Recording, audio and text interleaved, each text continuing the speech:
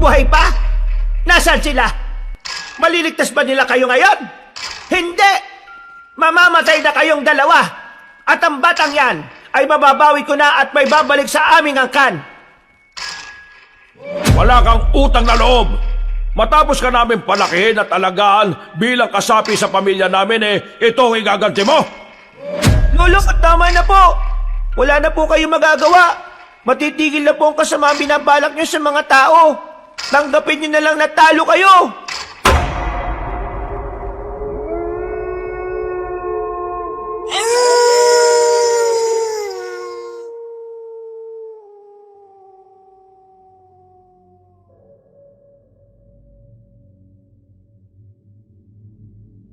Mapagpalang araw sa inyong lahat mga kabangers.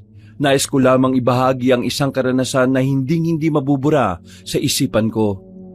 Ito ay nangyari sa probinsya ng Romblon. Isang karanasan na muntikan ng magatid sa amin sa huling hantungan.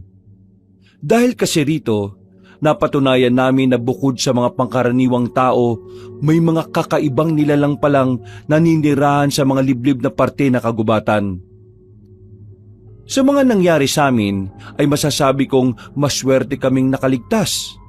Pero habang buhay naming daladala ang takot at trauma na dinanas namin sa nakaraan. Isang angkan na mga aswang, yun ang naging mitya ng aming mga buhay. At kung papaano kami nakaligtas, yun ang inyong susubaybayan. Ako nga pala si Jericho.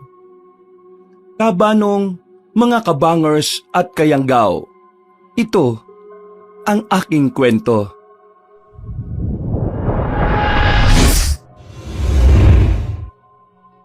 Bago nga pala magsimula ang ating kwento, sana'y mapindot nyo muna ang subscribe button at ang notification bell para lagi kayong nanonotify pag may bago tayong mga kwento. At huwag nyo rin kalilimutan mag-like at comment. Napakalaking tulong po ito sa ating channel para mas makapagatid pa kami sa inyo ng mga magaganda at mga nakakapangilabot na mga kwento. At ngayon, sa ating pagpapatuloy.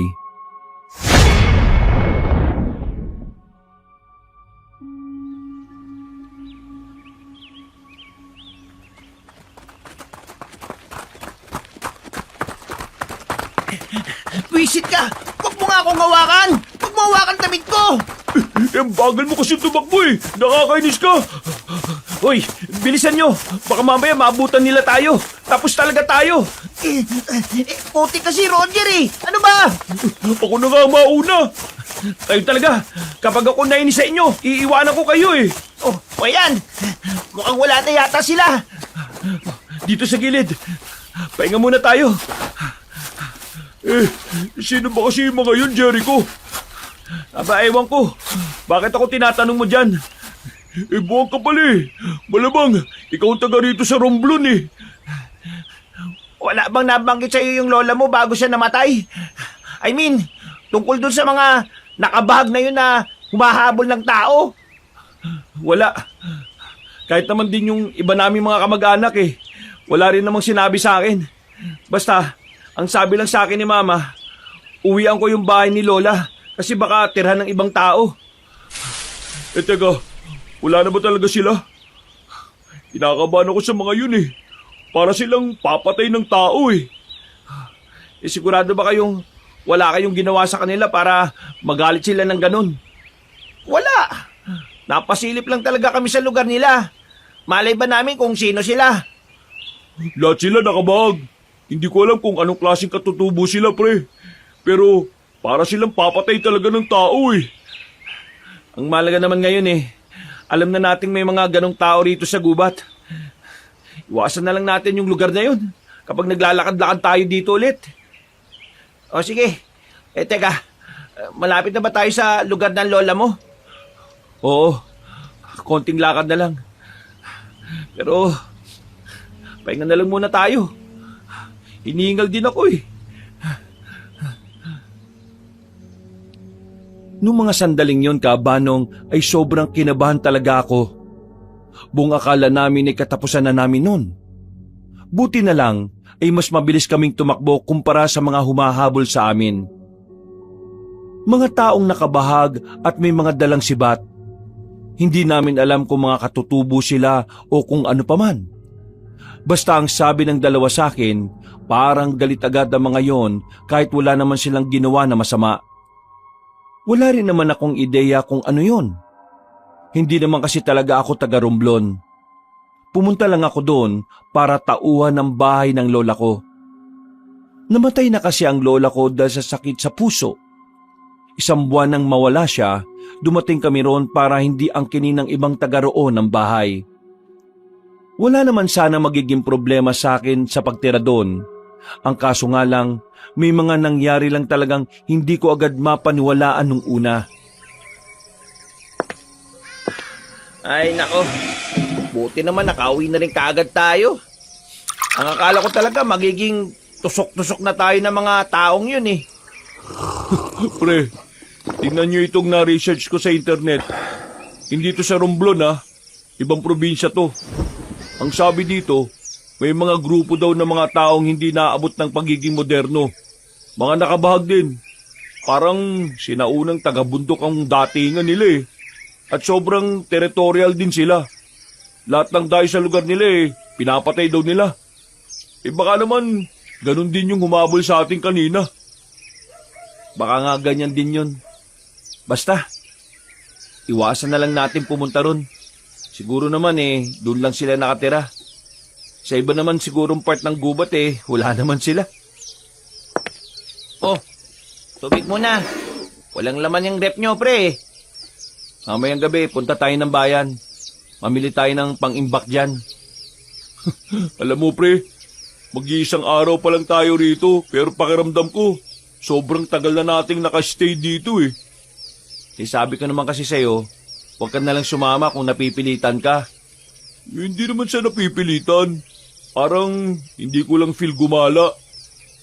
Mas maganda nang nandito ka kaysa naman nag-aaway lang kayo ng syota mo palagi. Mismo, nadali mo. Kumusta na nga pala kayo ng syota mong yon?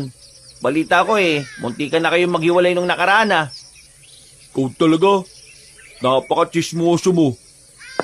Oo, tama na yan. Baka mamaya magka-personalan na naman kayo eh. Sige, labas lang ako. Bibili ako Yossi.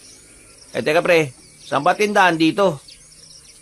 Paglabas mo dyan sa gate natin, kaliwa ka ng kanto, tapos diretso. Dun, may mga tindahan na dun.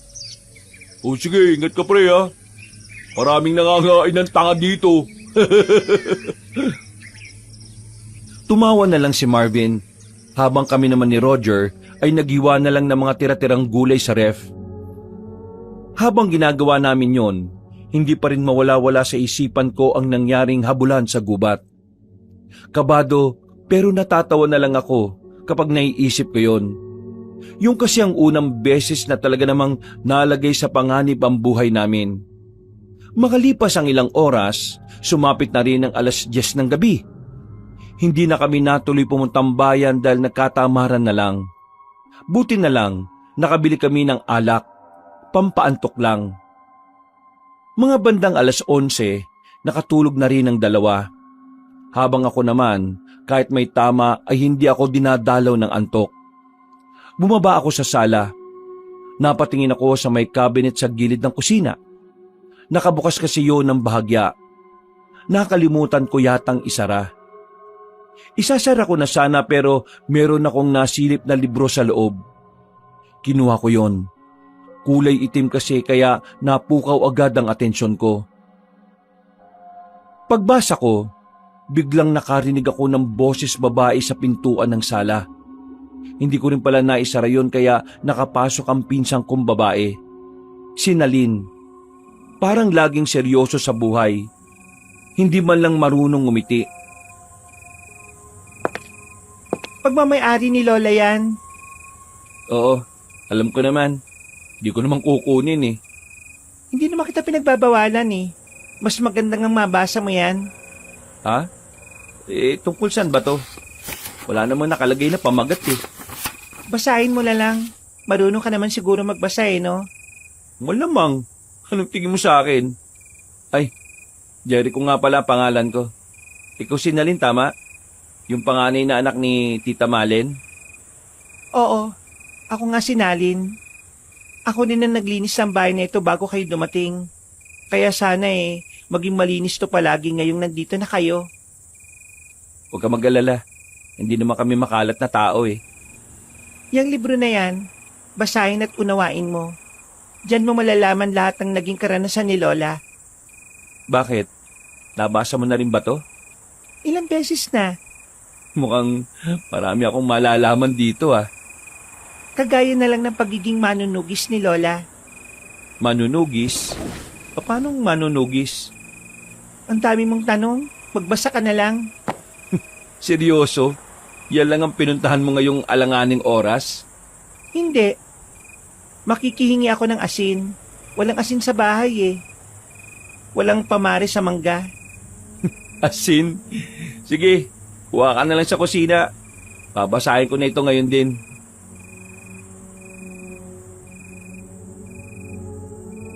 Hindi na siya nagsalita kabanong. Dire-diretso na siyang naglakad patungo sa kusina. Ako naman ay dumiretso na lang din sa kwarto ko. Sinimulan kong basahin ang nakalagay sa libro. Unang 5 pahina pa lang, na-weirduhan na ako. Tungkol kasi sa mga aswang ang nakasulat doon. Pero binasa ko pa rin hanggang dulo. Inabot na nga ako ng madaling araw. Sa libro, nakalagay doon na isinulat yon ng kaibigan ni Lola. Tungkol yon sa isang grupo ng mga residente na kumakalaban daw sa mga aswang noon. Kasama ang pangalan ni Lola sa mga lumaban daw di umano sa mga aswang. Bagay na hindi ko agad magawang paniwalaan. Kasi ang pagkakaalam ko lang naman noon, dating kapitan lang si Lola ng lugar nila. At wala rin namang nakwento sa akin si Mama na ang lola ko ay naging parte ng kilusan kontra sa mga aswang. First of all, totoo ba yung mga aswang na yan? Natawa ko sandali.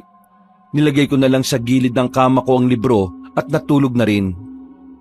Mga bandang 8:00 ng umaga, ginising na ako ng 2. Rekta kaming pumunta sa palengke na walking distance lang din naman mula sa bahay. Pre, hanggang kailan nga ulit tayo dito? Bakit? Gusto mo na bang umuwi? Baliw, hindi. Parang gusto ko na nga tumira dito eh. Meron kasi siyang nakitang magandang babae dyan sa kabilang kanto. Kala niya papatulan siya eh. Eh bakit? Sino magandang babae? Basta maganda. Hindi ko alam pangalan eh. Hindi naman ako taga rito. Puro ka babae. Hindi ka naman sinasagot eh. Uy, grabe naman. Bakit may pag-atake eh? Natatawa na lang kami at saka nakarating na rin sa palengke. Marami kaming kamag-anak sa palengke kaya kahit na papaano, nakatipid pa kami ng pera. Pag-uwi namin sa bahay ay agad kaming nag-asikaso. Pagkatapos ng tanghalian, naganda na rin kami para sa pag-alis namin. Papunta kami ng bayan para mamili ng mga pang-imbak sa ref. Habang nasa biyahe kami, may narinig kaming usapan ng mga estudyante. Tungkol daw yon sa isang aswang na nakita nila sa gubat. Nung una, binabaliwala ko lang kasi baka gawa-gawa lang nila. Pero noong may marinig akong pamilyar na salita mula sa kanila, agad kong naalala ang mga nabasa ko sa libro. Binanggit kasi nila ang pangalan ng samahan ng Kuko at Pangil. Yun ang samahan na sinasabi na kasali si Lola. Tatanungin ko sana ang 2 bata kung saan nila narinig ang samahan na yon, pero hindi ko na ginawa dahil baka pagtawanan lang ako ng 2 kong kaibigan. Nakarating kami ng bayan. Maraming tao. Parang Maynila rin. Pero di hamak na mas malinis sa mga pamilihan sa Romblon. Nung mga sandaling yon, kinalimutan ko na muna ang mga tungkol sa aswang. Sa isip-isip ko, hindi ko na nga dapat pinag-abalahan pa ang mga bagay na hindi ko naman sigurado kung totoo. Kanina dun sa kabila, may lumapit sa akin babae. May inaalok na kwintas. Pangontra daw sa masasamang elemento. Gaya na lang daw ng aswang. Tapos, nagpresyo, 500 isa. Papisaan naman daw eh. Pero, hindi ako bumili. Baka mamaya, modus lang yun eh. Baka may iba pa siyang inaalok, hindi mo lang inalam. Eh malay ko, hindi naman ako taga dito eh. Baka mamaya yung babaeng yung pala yung mismong aswang. Aswang ang putik. Kakabasa mo siguro yun ng comics eh, no? Pero, seryoso ah, naniniwala ba kayo sa mga aswang? I mean, oo, napapanood natin dati sa mga palabas. Pero, minsan ba naisip nyo na totoo sila? Mukha ba akong naniniwala sa ganyan? Tingnan mo nga itong mukha na to. Eh ikaw Jericho, naniniwala ka ba na may mga aswang? Hindi. Mas naniniwala pa ako sa sinabi ni Mang Tonying na dati siyang kapre. Saan mo naman ba kasi narinig na totoo yung mga aswang na yan ha, Marvin? Sa matatanda, Sa matatanda, naniwala ka naman. malamang sila mas nakakaalam ng mga ganong bagay eh. Ay nako, totoo man o hindi ang mga aswang, ang isipin nyo na lang, kailangan na natin makauwi para makapagpahinga na. Masakit na mga paa ko kakalakad natin maghapon eh. Natigil naman ang usapan tungkol sa bagay na yon. Pero ako, habang nasa biyahe na kami pabalik, muli na naman bumalik sa alaala ko ang tungkol sa mga nabasa ko sa libro. Kahit sa isipin kong hindi naman yun totoo. Para bang may kaunting parte ng utak ko ang nagsasabing dapat akong maniwala doon. Makalipas lang ang ilang minuto, ay nakauwi na rin kami. Sakto namang naabutan namin si Nalin sa bakuran namin. Nagwawalis at sinusunog ang mga tuyong dahon. O Nalin, hindi mo naman kailangan gawin yan eh. Kami na sana ang gagawa niyan. Namili lang kami sa bayan. Hindi kasi ako mapakali kapag hindi ko ito nagagawa eh. Pre, kilala mo siya? Malamang, pinsan ko yan eh. Pinsan mo? Eh siya yung nakita kong maganda sa kanto eh. Miss, crush ka raw nitong kaibigan namin. Oh. Ay, para ka naman sira. Iya tuloy ako. Pasensya na. Wala kasi akong pakialam sa lalaki eh. Aray ko, busted ka agad. Nabasa mo na ba yung libro? Oo, nabasa ko na. Alam mo na siguro kung saan nagmula si... Tungkol dyan, pwede bang bukas na natin yung pag-usapan? Pasok ka muna sa loob, may dala kaming pagkain. Hindi na. Tatapusin ko na lang ito at uuwi na rin naman ako sa amin. Ha? Sigurado ka? Oo, busog pa naman ako eh. Ay, siya nga pala. Itong dalawa kong kaibigan ay si Marvin. Ito namang isa ay si Roger. Hindi na nagsalita pa si Nalin. Ngumiti lang siya ng papilit.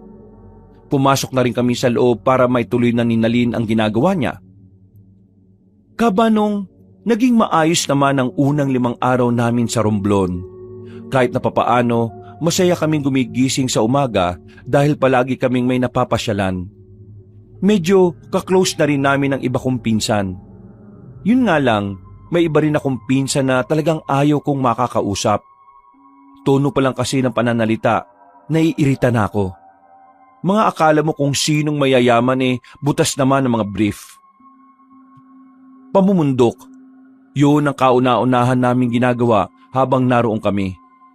At sa 5 araw na naming nagbabakasyon doon, marami na rin kaming napuntahan na gubat. At sa huli naming pinuntahang gubat, dito na nagbabago ang takbo ng aming buhay.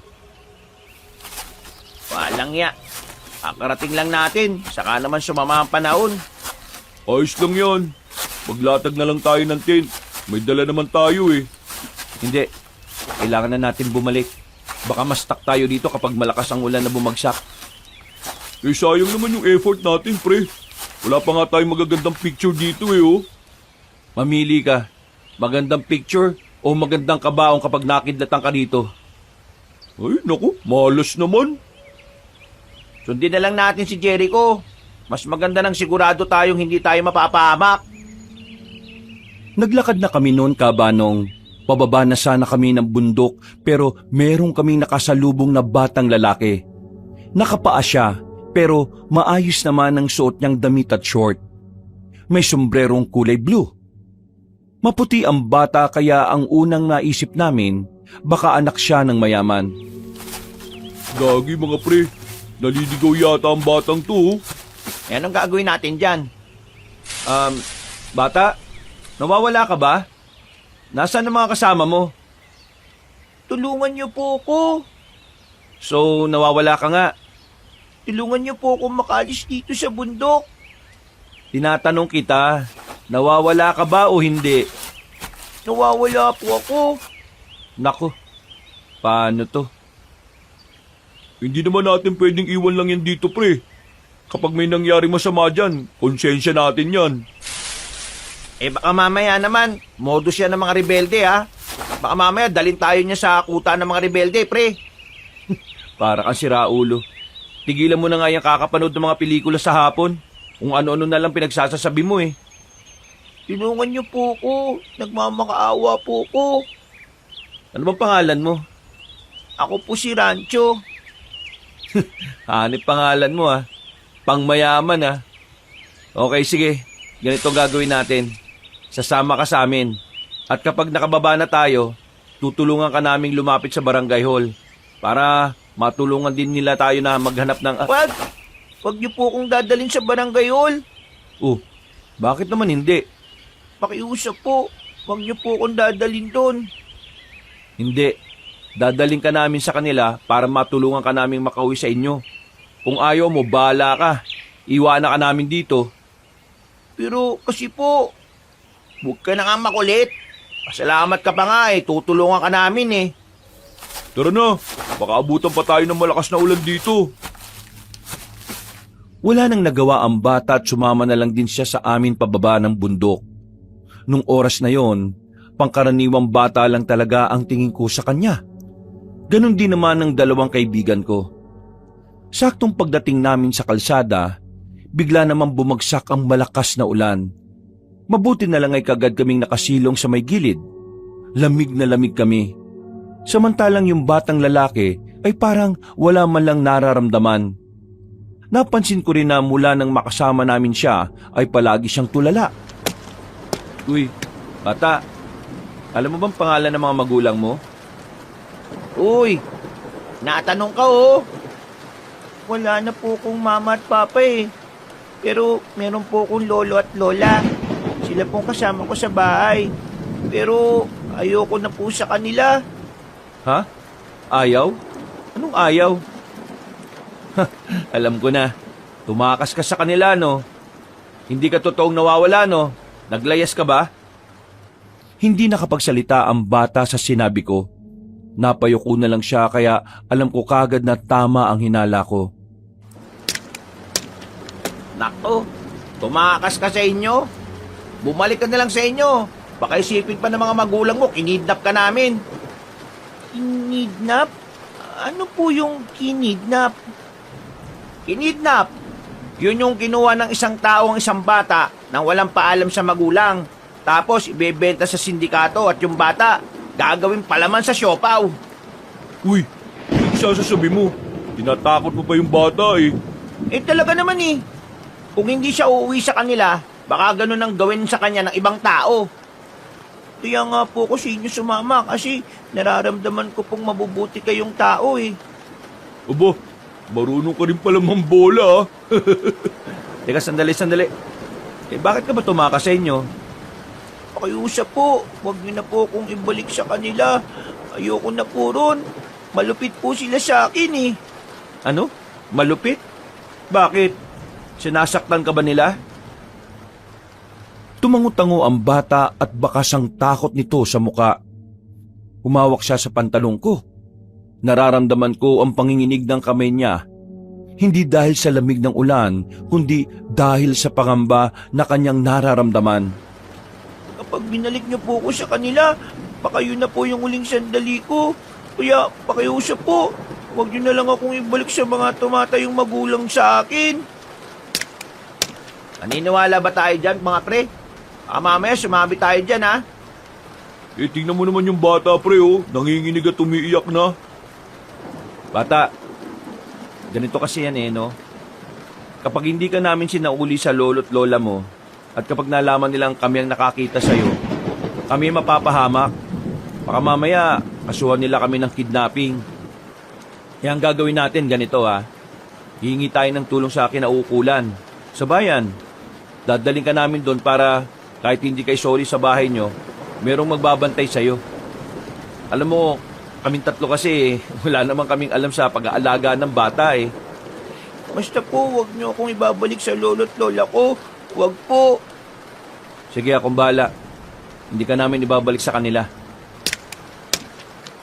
Baka abutin na tayo na kinabukasan kung hihintayin pa nating tumigil yung ulan. Umaligo na lang kaya tayo para makabalik na tayo kaagad. Eh yung bata, paano? Ay bata, kaya mo bang maligo? Wag, hindi yan pwede. Kaya ko po. Sanay po ko sa lamig. Ha? Sigurado ka ba? Opo, sanay na sanay po ko. Malimig po kasi palagi sa kwarto ko, dun sa amin. Nilusong namin ang malakas na ulan. Yun na lang kasi ang tanging paraan para makauwi kami. Hindi kasi kami pwedeng manatili sa lugar na yon, lalo na't malakas-lakas din ang hangin. Binilisan na lang namin ang takbo namin. Meron kaming napakiusapan na tricycle kaya agad kaming nakasakay at nakabalik ng baryo. Lamig na lamig ako noon, Kabanong. Ganon din ang dalawa kong kaibigan. Pero yung bata, hindi. Hindi man lang nilamig si Rancho. Nagbanlaw naman kami kaagad pagka-uwi namin. At dahil wala naman kaming damit na pambata, yung mga damit ko na lang ang pinahiram ko sa kanya. Isang buong katawanan niya ang sakop nun. Oh, nasaan niya yung bata? Nandun, sa kwarto ko. Doon ka na muna pinatulog. Inaantok daw eh. Kumain na ba yun? Hindi pa nga eh. Pero dinalan ko na ng pagkain para pagising niya eh, kakain na lang siya kagad. Pre, sigurado ka ba talaga sa gagawin natin? Baka kasi mamaya tayo pa mapasamaan yan eh. Eh nandito na nga eh. Alam nga naman, iwan natin siya sa gubat kanina, di ba? Kaya nga gagawin natin ang tama. Pupunta tayo sa bayan at kakausapin natin kung sino pwede malapitan doon. Balik na yan sa kanila. Wag! Bakit wag? Eh paano kung totoong sinasaktan niya sa kanila? Eh di binalik mo lang din siya sa impyernong tinakasan niya. Oo, ramdam ko kanina yung takot ng bata eh. Nanginginig yung kamay niya sa kaba. Pakiramdam ko, totoo yung sinasabi niya. Hindi nagsisinungaling ang bata, pre. Bata, hindi nagsisinungaling. Eh ako nga, 5 taon pa lang, nagsisinungaling na ako eh. Ikaw yun. Bata pa lang, kampo ka na ng kadiliman eh. Kampo ng kadiliman ng putik. Pero may point ka, pre, ha? Mga siraulo. Basta, siguraduhin yung walang mangyayaring bulilyaso sa batang yan ha. Ayoko munang mapasok sa gulo. Huwag ka mag-alala. Magiging okay naman ang lahat eh. Basta, kausapin lang natin na maayos kung kanino natin siya iiwan. Mas lalong lumakas pa ang ulan ng mga sandaling yon, Kabanong. Bumalik na lang ako sa kwarto ko. Naabutan kong masarap ang tulog ng batang si Rancho. Umupo ako sa gilid. Nakita ko ulit ang libro ng lola ko. Bubuksan ko na sana ang libro nang magulat ako kasi biglang nagising si Rancho. Ano nga po ulit ang pangalan nyo? Uy! Sinulat mo naman ako bata eh. Jericho ang pangalan ko. Yung matangkad naman kanina si Roger. Tapos yung madaldal si Marvin. Kuya Jericho, naniniwala po ba kayo sa aswang? Ha? Bakit mo naman naitanong? Kasi po, binasa ko po yung unang pahina ng libro tungkol po sa aswang. Naniniwala po kayo sa aswang? Hindi ko alam eh. Ang sabi lang kasi ng pinsan kong babae, basahin ko raw to. Eh di binasa ko. Lahat nga nang nakalagay dito eh tungkol sa aswang. Pero hindi ko talaga magawang paniwalaan eh. Totoo po ang mga aswang, Kuya Jericho. Totoo? Paano mo naman nasabi? Sige nga. Marami na po kong nakitang ganyan sa amin eh. Ay nako, niloloko mo lang ako. Mga kawangis ng tao. Pero may mga kakaibang kakayahan. Malalakas, mabibilis, kayang magbago ng anyo bilang halimaw.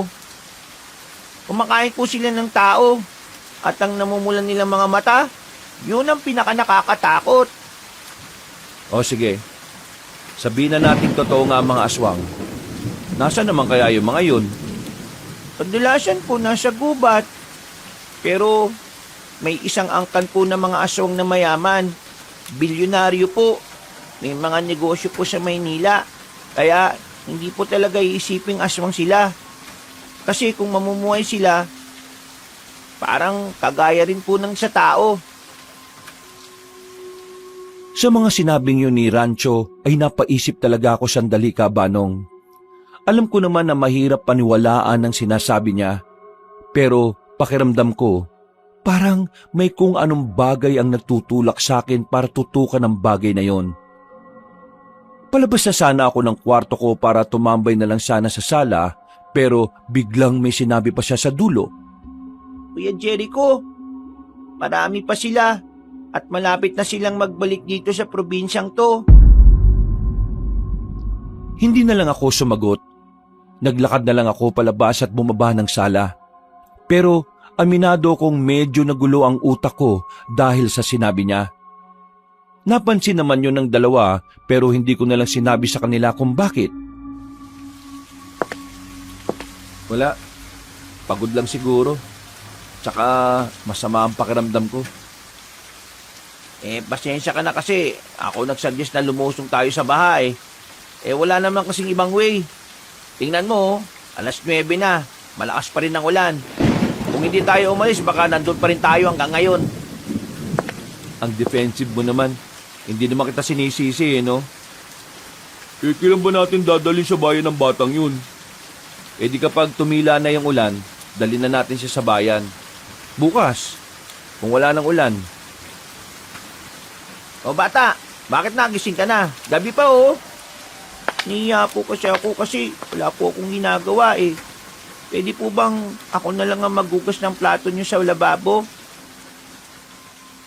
Nagkatinginan kaming tatlo. Ikinabigla namin ang sinabi niyang yon. Habang tumatagal kasi, kapag nagsasalita siya ay parang hindi naman siya bata. Parang hindi akma yung mga sinasabi niya sa edad niya. Bihira na lang kasi kami makarinig ng batang nagkukusang loob na maghugas ng plato. Wag na. Di ka naman dito kasambahay eh. Isa pa, bata ka pa. Hindi ka namin uutusan dito. Si Marvin ang gagawa nun. Gusto naman niya eh. Why not? Hayaan mo na siya. Uy, huwag ka mong tamad dyan. Bisita yan natin dito, no? At saka, hindi naman niya abot yung lababo eh. Sige na, Marvin. Hugasan mo na yung plato. Ayak ko naman po eh. Hindi. Bisita ka rito. Hindi ka dapat pinapakilos. Isa pa, bata ka. Dapat nga nagpapahinga ka na sa taas eh. Hindi pa po kasi ako makatulog, Kuya Jericho. Ang mabuti pa, sumama ka sa akin sa kusina. Merong pagkain doon, tara, kumain ka. Sumama naman si Rancho kay Roger at sabay silang kumain. Habang ako naman ay nanatili lang sa sala. Mas lalo pang naging matindi ang sama ng panahon sa mga sumunod na oras. Malakas ang hangin at sinasabayan pa ng malalakas na kulog at kidlat. Mga bandang alas 12, nakaramdam na rin ako ng antok. Ako ang kasama ni Rancho sa kwarto. Nagtabi na kaming matulog dahil malaki naman ang kama. Bandang alas 3 na madaling araw, nagising ako nang maramdaman kong wala na sa kama si Rancho. Tiningnan ko sa sahig sa pag-aakalang lumipat lang yon ng higaan. Pero wala ang bata. Lumabas ako ng kwarto ko. Bumaba ng sala. Pero wala rin doon si Rancho. Kaya kinabahan na ako, Kabanong. Binuksan ko ang ilaw. Napansin ko si Rancho sa labas ng bahay. Naroon siya sa tapat. May silungan naman doon kaya hindi siya nababasa ng ulan. Nakatayo lang siya at parang nakatingin sa malayo. Oh, Rancho, ang ginagawa mo dyan? Di ba dapat natutulog ka na? Kuya, bakit po may masasamang nilalang sa mundong ito? Ha? Teka, bakit ganyan naman ang bungad mo? Sagutin mo tanong ko. Natatakot ako, kuya eh. Natatakot ako para sa inyo, sa mga tao. Paano kung dumating na ang mga masasama? Uy, ano ba yung sinasabi mo? Alas 3 na ng madaling araw oh. Matulog ka na nga. Ang mga aswang, Kuya Jericho, Ang mga aswang, malapit na silang magbalik. Kailangan natin ng tulong ng mga albularyo at manunugis. Teka, sandali nga, bata ka. Ano ba? Totoo bang bata ka talaga? Opo, bata lang po ako. Pero yung pagkakahulma sa utak ko at puso ko, parang pang isang matandang marami ng karanasan. Hindi na kita mag-gets eh. ang creepy na ng pinagsasabi mo. Ano pong creepy? Creepy. Nakakatakot. Ganun. Pero wala nang mas nakakatakot, kuya, kapag dumating na sila para ang ng probinsyang ito. Ay nako. Alam mo, Rancho, kung ganyan ka ng ganyan, isasauli na kita sa guardian mo. Kapag ginawa niyo po yun, katapusan na ng lahat. Ama na nga. Ang mabuti pa, pumasok ka na sa loob at bumalik ka na sa pagtulog. Ikaw na lang ang batang gising sa ganitong oras eh. Huwag kayong mag-alala, kuya. Tutulungan ko kayo sa abot ng makakaya ko. Ay nako. Oo na. Sige na, pasok na sa loob. Pumasok naman si Rancho sa loob. Pero ako, dumiretso na muna ako sa kusina at nagtimpla na lang ng kape. Aminin ko man o hindi, napapaisip din talaga ako sa sinabi ng bata. Hindi ko maintindihan kung bakit ganoon ang lumalabas sa bibig niya. Parang masyadong makahulugan. Kinaumagahan, humina na rin ang ulan. Nakahiram kami ng gamit pambata sa mga pinsan ko, kaya yun ang pinasuot namin kay Rancho.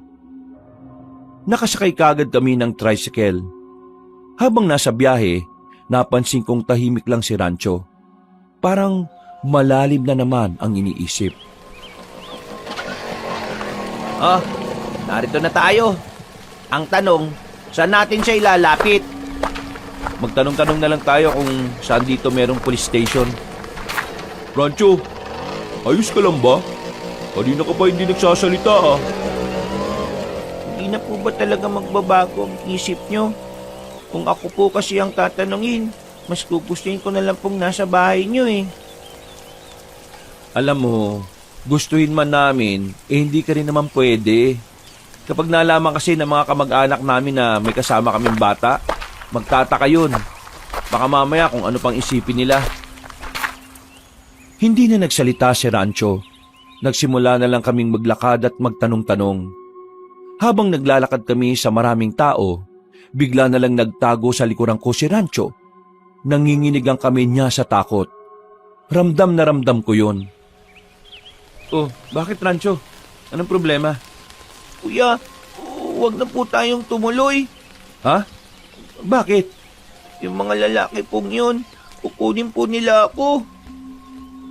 Napatingin kami sa grupo ng lalaking nakasuot ng mga itim na tuksido. Mga nakasalamin din ng itim. Matatangkad at parabang mga tauhan ng isang mafia. Tumakbo na si Rancho palayo sa amin. Sinundan namin siya at nakarating kami sa isang iskinita. Wala nang gaanong dumadaan na tao roon. Uy, ano ba nangyari? Bigla-bigla na lang kayong tatakbo. Pambira, sumakit tuhod ko dun ah.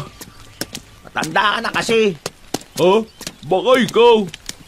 Rancho, kilala mo ba yung mga lalaking yon? Sino ba yung mga yon?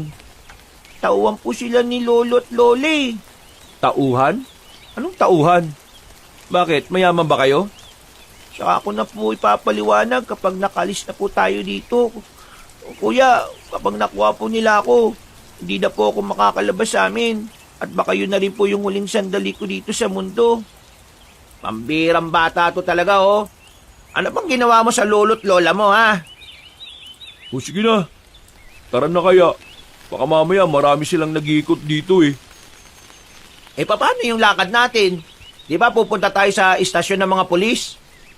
Delikado kung ibibigay natin siya ngayon. Kailangan na nating umalis. Tara na. Lumabas kami ng iskinitang yon. Buong akala namin na hindi na namin makakainkwentro ang mga lalaki. Pero nanlaki ang mga mata namin nang mapansing may nakasalubong kaming mga lalaking nakaitim. Napatingin din sila sa amin, partikular sa batang kasama namin. Kuya, Nakita na nila tayo! Takbo na tayo! Wala kaming sinayang na sandali, Kabanong. Agad kaming tumakbo. Binitbit na ni Roger si Rancho para mas mapabilis kami. Pagdating namin sa kalsada, wala kaming maparang sasakyan. Pagtingin namin ulit sa likuran ay natanaw na namin ang mga kalalakihan. Pinagpatuloy namin ang pagtakbo. Hindi na namin namalayan na nakalayo na pala kami sa bayan. Wala kaming ibang mapagtaguan kaya pinasok na namin ang gubat. Kuya, hindi tayo dapat pumasok dito sa gubat. Mas mabilis silang tumakbo sa lugar na to.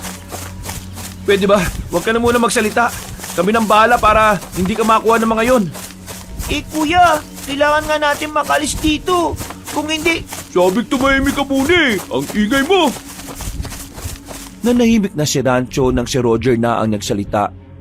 Nang nasa kalagitnaan na kami ng kagubatan, ay minabuti naming magpahinga na muna.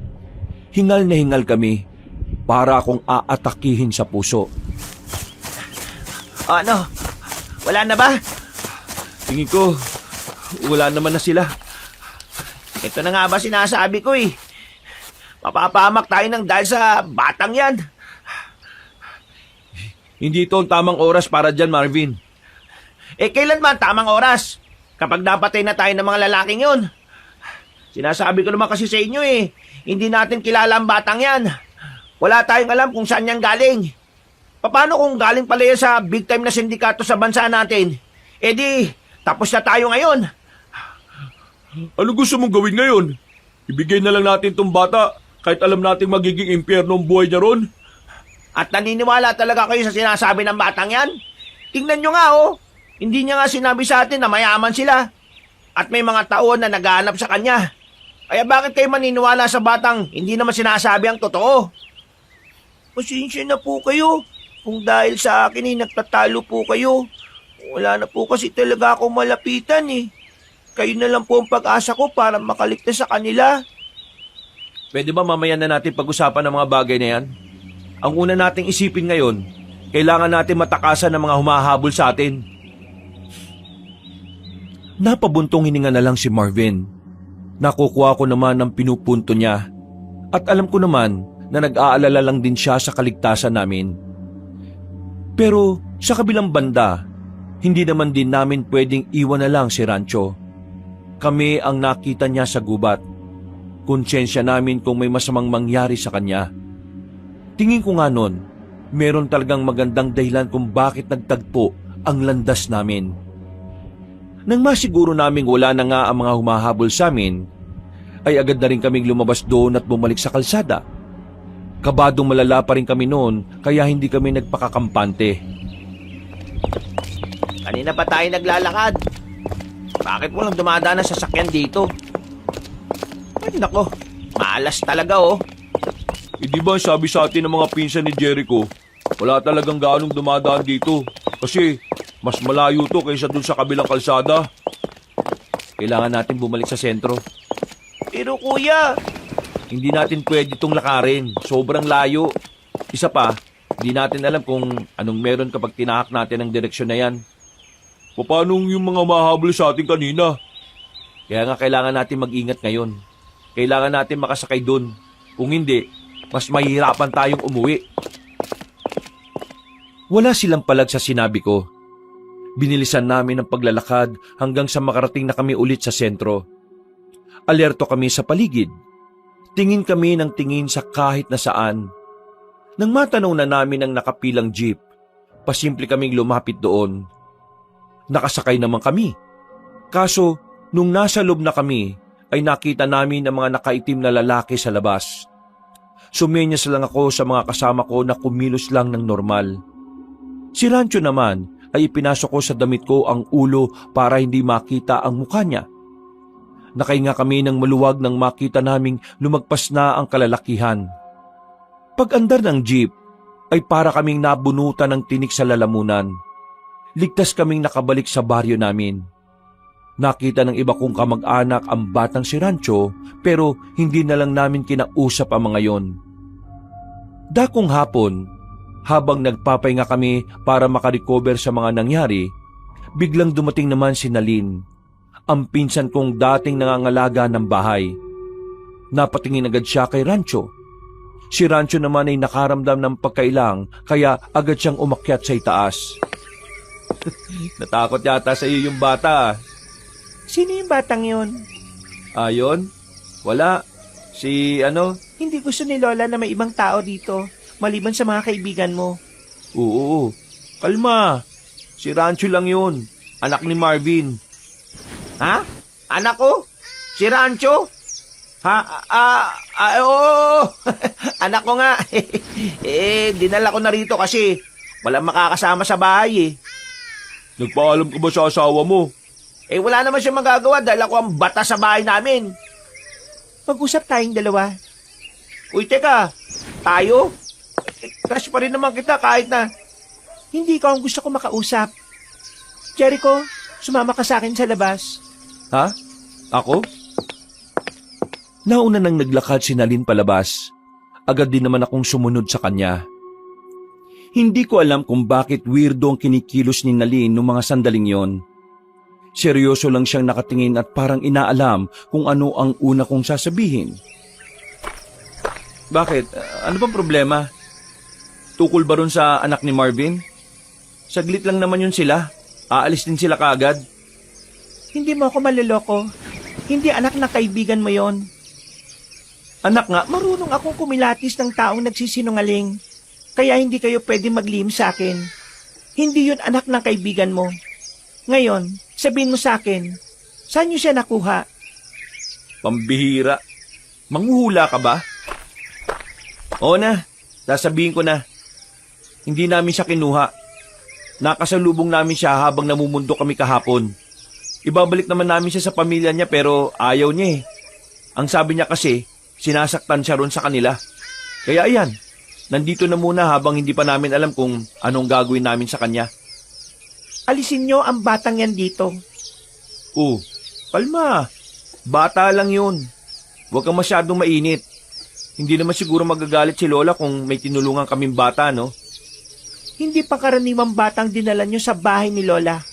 Ha? Anong hindi pangkaraniwang pinagsasasabi mo? Nakita mo naman, no? Bata si Rancho. Nakita mo ba siyang lumipad? Gusto mo ba siyang makitang gumapang ng mabilis? Teka. Iba na yata sinasabi mo eh. May problema ka ba sa pagtira ko rito? Wala. Ang sinasabi ko, yung batang nasa bahay ni Lola. Hindi niyo siya kilala. Nilagay niyo lang sa alanganin ng buhay niyo. At madadamay pang ibang tao sa ginawa niyo. Ano ba kasi talagang sinasabi mo? Paano mo nasabing hindi pangkaraniwan si Rancho? Ang batang yon ay isang aswang. Sandali akong napatigil sa sinabi niya, Kabanong. Hindi agad yung pumasok sa utak ko. Akala ko nung una ay binibiro lang ako ni Nalin. Pero wala sa itsura niya ang ganong gawain. Kaya sa mga sandaling yon, unti-unti na rin akong naging seryoso. Teka, aswang? Tama ba narinig ko? Aswang ang batang yon. Sinasabi ko sa'yo, hindi siya nararapat dito. Hindi nyo alam kung gaano kabangis ang batang pinasok nyo sa bahay na yan. Hindi ako naniniwala. Bigyan mo nga ako ng katunayan na aswang nga siya. Sige, kunin mo ito. O ano naman yan? Pansabit sa pintuan. Ilagay mo ron. Kapag hindi siya nakapasok sa kwarto, ibig sabihin, tama ang sinasabi ko. At kung totoong aswang nga yung batang yon, Kailangan yung umiwas sa kanya. Dalawa lang yan. Mapapahama kayo dahil sa kanya o mapapahama kayo dahil sa pamilya niyang naghahanap sa kanya. Kinuha ko ang sinulid ng merong tuyong bawang sa dulo. Pagkatapos, naglakad na rin siya paalis. Nung sandaling yung, Kabanong, medyo naguguluhan pa rin ako. Pero hindi ko maintindihan kung bakit parang apektado ako sa mga sinasabi niya. Kinakabahan ako. Naiisip ko palang na totoong aswang ang batang yon ay kinikilabutan na ako. Para malaman ko ang katotohanan, pumasok na ako sa bahay. Pumunta ako sa kwarto ko. Saktong nakasarado ang pinto at nasa loob si Rancho. Isinabit ko ang tuyong bawang sa itaas ng pintuan. Rancho, labas ka na dyan. Magmimerienda na tayo. Lalabas na sana siya pero bigla siyang napatigil. Napatingala sandali sabay iwas agad ng tingin. Hindi siya nagsasalita. Sa puntong ito, kinabahan na ako pero hindi ko lang pinapahalata. Oh, bakit? Anong problema? Ayaw mo bang kumain? Susunod na po ako, Kuya Jericho. Una ka na po sa baba. Bakit? Anong problema? May gagawin ka pa ba? Halika na, sumama ka na sa akin. Tara na. Mauna na po kayo. Huminga ako ng malalim. Pilit kong kinakalma ang sarili ko ng mga sandaling yon. Sa pagkakakumpirma ko sa katotohanan, parang nagbagong tingin ko sa bata. Kinakabahan at natatakot ako sa pwedeng mangyari sa amin. Pero hindi ko rin naman maintindihan kung bakit parang hindi ko naiisip na tugisin ang batang yon. Nauna akong bumaba ng sala. Nagulat na lang ako nang manggaling sa labas si Rancho. Hindi siya lumabas ng kwarto gamit ang pinto. Malamang ay sa bintana siya dumaan. Nagawa niya yon dahil hindi niya talaga kayang lagpasan ang pinto. Oh, saan galing yan? Mag-aala-gala sa labas, alam nang may mahabol sa atin kanina eh. Sa gilid lang po, naganap po ng mga bato. Mga bato? Nagbabato ka na ba? Uy, mais ka nga. Parang hindi bata kausap mo ah. Rancho, kumain ka na muna. Bakit? Saan ka pupunta? Punta lang ako sa kabila sa mga pinsan ko. May kakausapin lang ako. Mamaya na yan, merienda muna tayo. Sandali lang naman to. Naglakad na rin ako palabas ng bahay. Agad kong pinuntahan si Nalin. Sakto namang nakita ko siya sa bakuran nila na abalang nagwawalis. Napatigil siya nang lapitan ko siya. Tumingin-tingin muna ako sa paligid. Nang masiguro kong wala namang ibang makakarinig ng sasabihin ko, ay agad na akong nagsalita. Anong pwede kong gawin? Ano? Napatunayan mo na ba? Oo, pero nalilito pa ako kung anong gagawin ko eh. Hindi ko kasi maramdaman na may panganib na dala sa amin si Rancho eh. Jericho, huwag kang papalinlang. Ang mga aswang natural na masama. Pagsilang pa lang sa kanila sa mundong ito, likas na ang kasamaan sa puso nila. Kaya kailangan mong tugisin ang batang yon. Kung hindi, baka kayong tugisin niya. Teka sandali, may naisip ako bigla. Ano yun? May mga humahabol kay Rancho kanina nung nasa bayan kami. Mga lalaking nakasuot na itim at mga nakasalamin din ng kulay itim. Ang sabi ni Rancho sa amin, tauhan daw yun ng lolo't lola niya.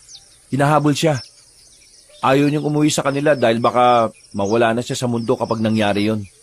Kapag nakuha raw siya ng lolo't lola niya, katapusan na raw ng mga tao. Sinabi niya yon? Oo, pero hindi ko kagad papaniwalaan eh. Hindi ko alam kung totoo yung sinasabi niya. May naalala kong sinabi ni Mang Lino. May haka-haka raw nung nakaraang taon. May angkan ng mayamang aswang dito sa Romblon. Meron daw silang tinatawag na sugo at alay. Yun daw ang magpapalakas sa lahat ng mga aswang. Naisip ko lang, kung totoong sinasabi ng batang yon, baka siya yung sugo at alay, kaya siya gustong makuha ng mga humahabol sa kanya. Ibig sabihin, yung mga humahabol sa kanya ay mga aswang? Teka nga, bakit parang naniniwala ka sa sinasabi niya? Sabi mo kapag aswang hindi dapat paniwalaan. Kasi, nagtutugma yung sinasabi niya sa sinabi ni Mang Lino. Sino naman tong Mang Lino na to? Sumama ka sa akin para malaman mo kung sino siya. Saan naman tayo pupunta? Basta, sumama ka na lang. Sa labas na ng baryo namin ang bahay na pinuntahan namin. Halos 5 minutong lakaran din. Pagdating namin doon, naabutan namin ng matandang lalaki na puti na ang buhok. Mukhang maangas dahil maskulado ang katawan dahil may edad na. Tapos, ang dami pang tattoo sa katawan. Meron ding hikaw sa ilong at sa labi. Napadalaw yata ang panganay na po ni Lourdes. Bakit? Anong problema? At sino yung kasama mo? Kasintahan mo? Pinsan ko siya. Siya ang bago nakatira ngayon sa bahay na naiwan ni Lola. Ay, ganun ba? Iyo, ano ba pangalan mo? Jericho po ang pangalan ko. Ako naman si Lino. Kaibigan ako ng lola niya. Isa akong albularyo at manunugis. Alam mo ba kung ano ang manunugis? Hindi po eh. Sa katunayan, kaya kami narito. May gusto kaming sabihin tungkol sa aswang. Nang marinig yun na matandang lalaki ay unti-unting nawala ang ngiti niya. Sumiryoso ang mukha niya at saka naupo sa mahabang upuan na yari sa katawan ng puno. Hindi na kami nagsayang pa ng oras. Sinabi na namin ni Nalin ang tungkol kay Rancho. Tahimik lang namang nakikinig sa amin si Mang Lino. Pagkatapos, iniwan niya kami sandali at kumuha siya ng mainit na kape. Kalmado siya, na parabang sanay na siya sa mga ganoong usapan. Kailangan kong makausap ang batang yon. Pero huwag niyo po siyang sasaktan ha. Kahit na nalaman ko na aswang siya, pakiramdam ko hindi naman siya masama eh. Anong hindi masama? Hindi ka ba nakikinig sa mga sinasabi ko sa iyo kanina? Lahat ng aswang ay masasama. Kung nandito pa si Lola, siya pa mismo magsasabi sa iyo niyan eh. Eh kung talagang masamang aswang si Rancho, dapat sa gubat pa lang eh, dinali na niya kami. Pero hindi eh. Sumama siya sa amin ng mapayapa. Walang nangyaring masama sa amin. Dahil meron siyang gustong mangyari kaya hindi niya kayo kagad sinaktan. Hindi. Hindi yung ganun. Basta, nararamdaman ko na hindi siya masama. Medyo nakaramdam ako ng konsensya ng mga oras na yung kabanong. Aminado kong pinag-isipan ko rin naman ng masama si Rancho. Nagbago ang tingin ko sa kanya pero kapag iniisip ko yung pakiramdam na kasama siya, doon ko napagtanto na hindi siya gaya ng ibang aswang. Kumalma muna kayo. Huwag ka mag-alala, iha. Kung walang gagawing banta ang batang yon, wala naman akong gagawin. Basta, kailangan ko na muna siyang makausap. At kailangan ko munang malaman kung ano ang nalalaman niya. Tumutugma kasi siya sa mga haka-hakang nasasagap ko noong nakaraang taon. Gusto ko lang namang malaman talaga kung totoong haka-haka. Kung totoong may mayamang angkan pa rin ang aswang dito sa Romblon. Mang Lino, delikadong naiisip niyo. Paano kung naiintindihan kita, Nalin? Pero, kailangan mo magtiwala sa akin ngayon. Alam mo naman na matagal na nating hinihintay ang pagkakataong ito, hindi ba? Ang mapuksa ang mga aswang na yan. Hindi natin hahayaan na masira ang pagkakataong ito. Gagamitin natin ang batang yon para mahanap ang iba pang mga aswang. Hindi na nakapagsalita pa si Nalin, pero baka sa mukha niya ang inis dahil hindi napakinggan ang gusto niyang mangyari. Ako naman, tahimik lang ako habang naglalakad pabalik. Napagkasunduan namin na dadaling ko si Rancho sa bahay ni Mang Lino pagsapit ng gabi. Pero hindi ko magawang hindi kabahan. Inisip ko kasi na baka biglang may gawin si Mang Lino kay Rancho. Pero kahit na may pag-aalinlangan, naisip kong dapat akong makiisa sa gusto ni Mang Lino. Hindi rin naman kasi ako nakakasiguro na talagang walang gagawin si Rancho. Ang tanging basehan ko lang ng pagiging mabuti ng bata ay walang iba kundi ang pakiramdam ko lang. Malapit ang maluto to ha. Kakain na lahat. Wala nang pateka-teka ha. Narinig ko ang sigaw ni Roger mula sa kusina, habang ako naman tahimik lang na nakatambay sa tapat ng pintuan. Malalim ang iniisip. Nakatingin ako sa malayo. Naramdaman ko na lang na nasa tabi ko na ang batang si Rancho. Umupo siya. Napatingin naman ako sa kanya at nakita ko ang nakangiti niyang muka. Oh, bakit ka nakangiti? Kasi tingin ko, hindi na po kailangan magsinungaling. Ha? Anong ibig mo sabihin? Yung nakasabit sa pintuan, nilagay niyo po ba yon kasi nagdududa kayo sa akin?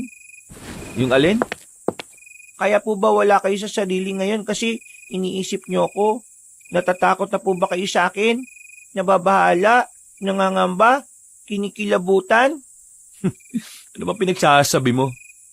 Sinundan po kita kanina, Kuya Jericho. Kasama mo si Ate Nalin. Yung pinsan mong una pa lang, alam na niya ang sikreto ko.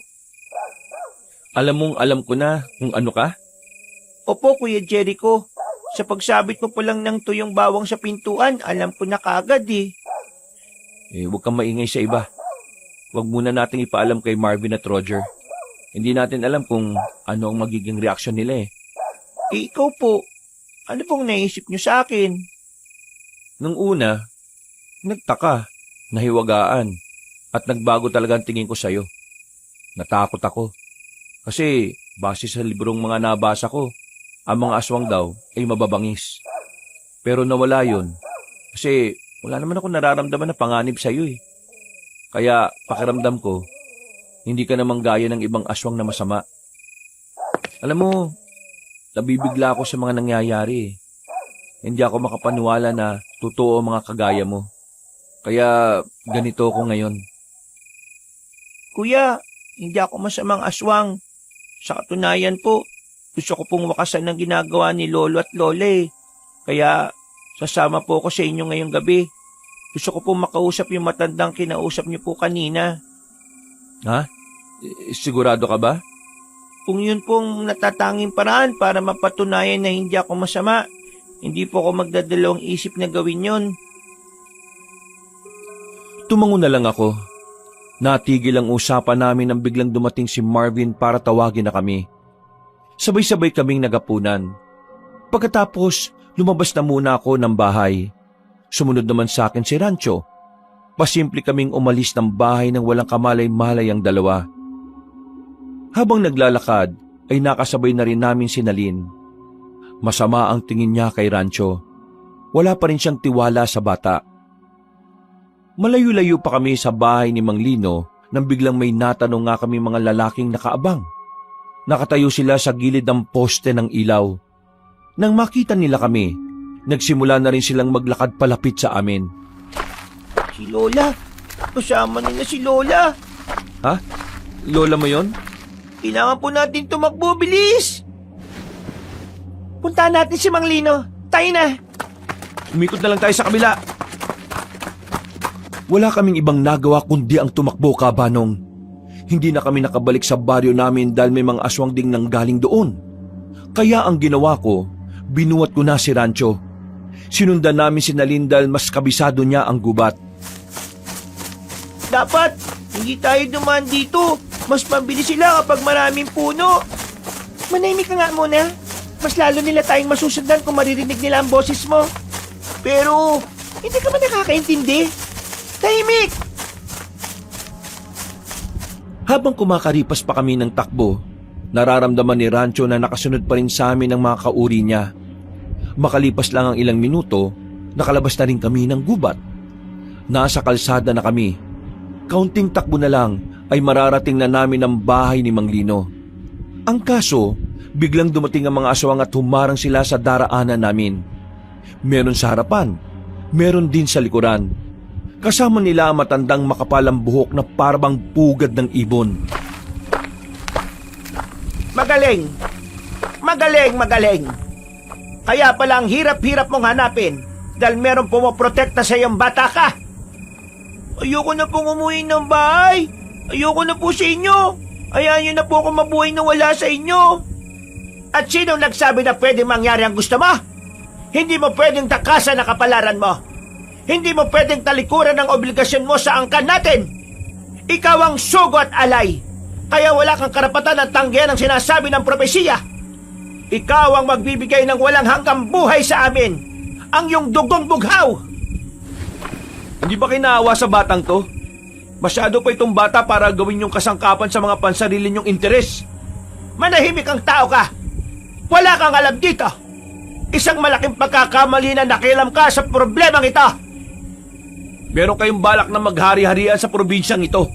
Hindi namin hahayaang mangyari yun. At anong magagawa mo? Buhay pa ang samaan ng mga albularyo at manunugis. Kaya huwag kang maging kampante na magagawa niyong lahat ng mga binabalak ninyo. Buhay pa? Nasaan sila? Maliligtas ba nila kayo ngayon? Hindi! Mamamatay na kayong dalawa. At ang batang yan ay mababawi ko na at may babalik sa aming angkan. Lola, ayaan niyo na po ko. Huwag mo akong tawagin Lola. Hindi kita kadugo. Hindi ka namin na po. Inalaga ka lang namin dahil may pakinabang ka sa amin. Ngayong hinog na ang pagiging dugong bughaw mo, kailangan ka na naming gamitin. Hindi niyo po ako tinuring na tunay na apo? Hindi niyo po ba ako minahal kahit na kaunti? Anong klaseng tanong yan? Malamang hindi! Hindi ko magagawang mahalin ang isang kagaya mo! Nag-iisa lang ang apo ka! At namatay pa siya ng dahil sa mga magulang mo! Napakasama po ninyo. Tama lang po pala na umalis ako sa inyo dahil gagamitin niyo lang po ako sa kasamaan. Tama na ang usapan! Kukunin ka na namin!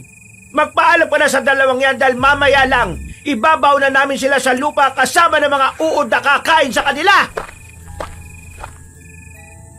Marahan silang lumapit sa aming kabanong. Noong mga sandaling yon, akala ko'y matatapos na ang buhay naming tatlo. Pero nagulat na lang kami nang biglang nagbago ng anyo si Rancho. Kinalaban niya ang mga aswang na nagtangkang lumapit sa amin. Pero dahil nga malit siya at bata pa, wala ring nangyari. Binalibag lang siya ng isang aswang na malaki ang katawan. Agad ko namang siyang nilapitan at inalalayan. Patawarin niyo ako, Kuya Jericho. Patawad, wala po akong magawa. Tingnan niyo ginawa niyo sa kanya, oh. Ang sasama ninyo. Sige na, kunin ang mga yan! Palapit sa amin ulit ang mga aswang. Kinagulat na lang nila na may tumira na ng palaso kay Doña Malia. Tinamaan si Doña Malia sa liig. Napatigil ang mga aswang. Nakita na lang namin si Mang Lino na tumatakbo na palapit sa mga aswang. Dumukot siya ng mahabang katana. Pinagtatataga niya ang mga aswang.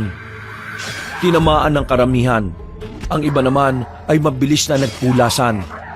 Si Doña Malia naman, kinuha siya ng mga kasamahan niyang aswang at saka dali-daling tumakas.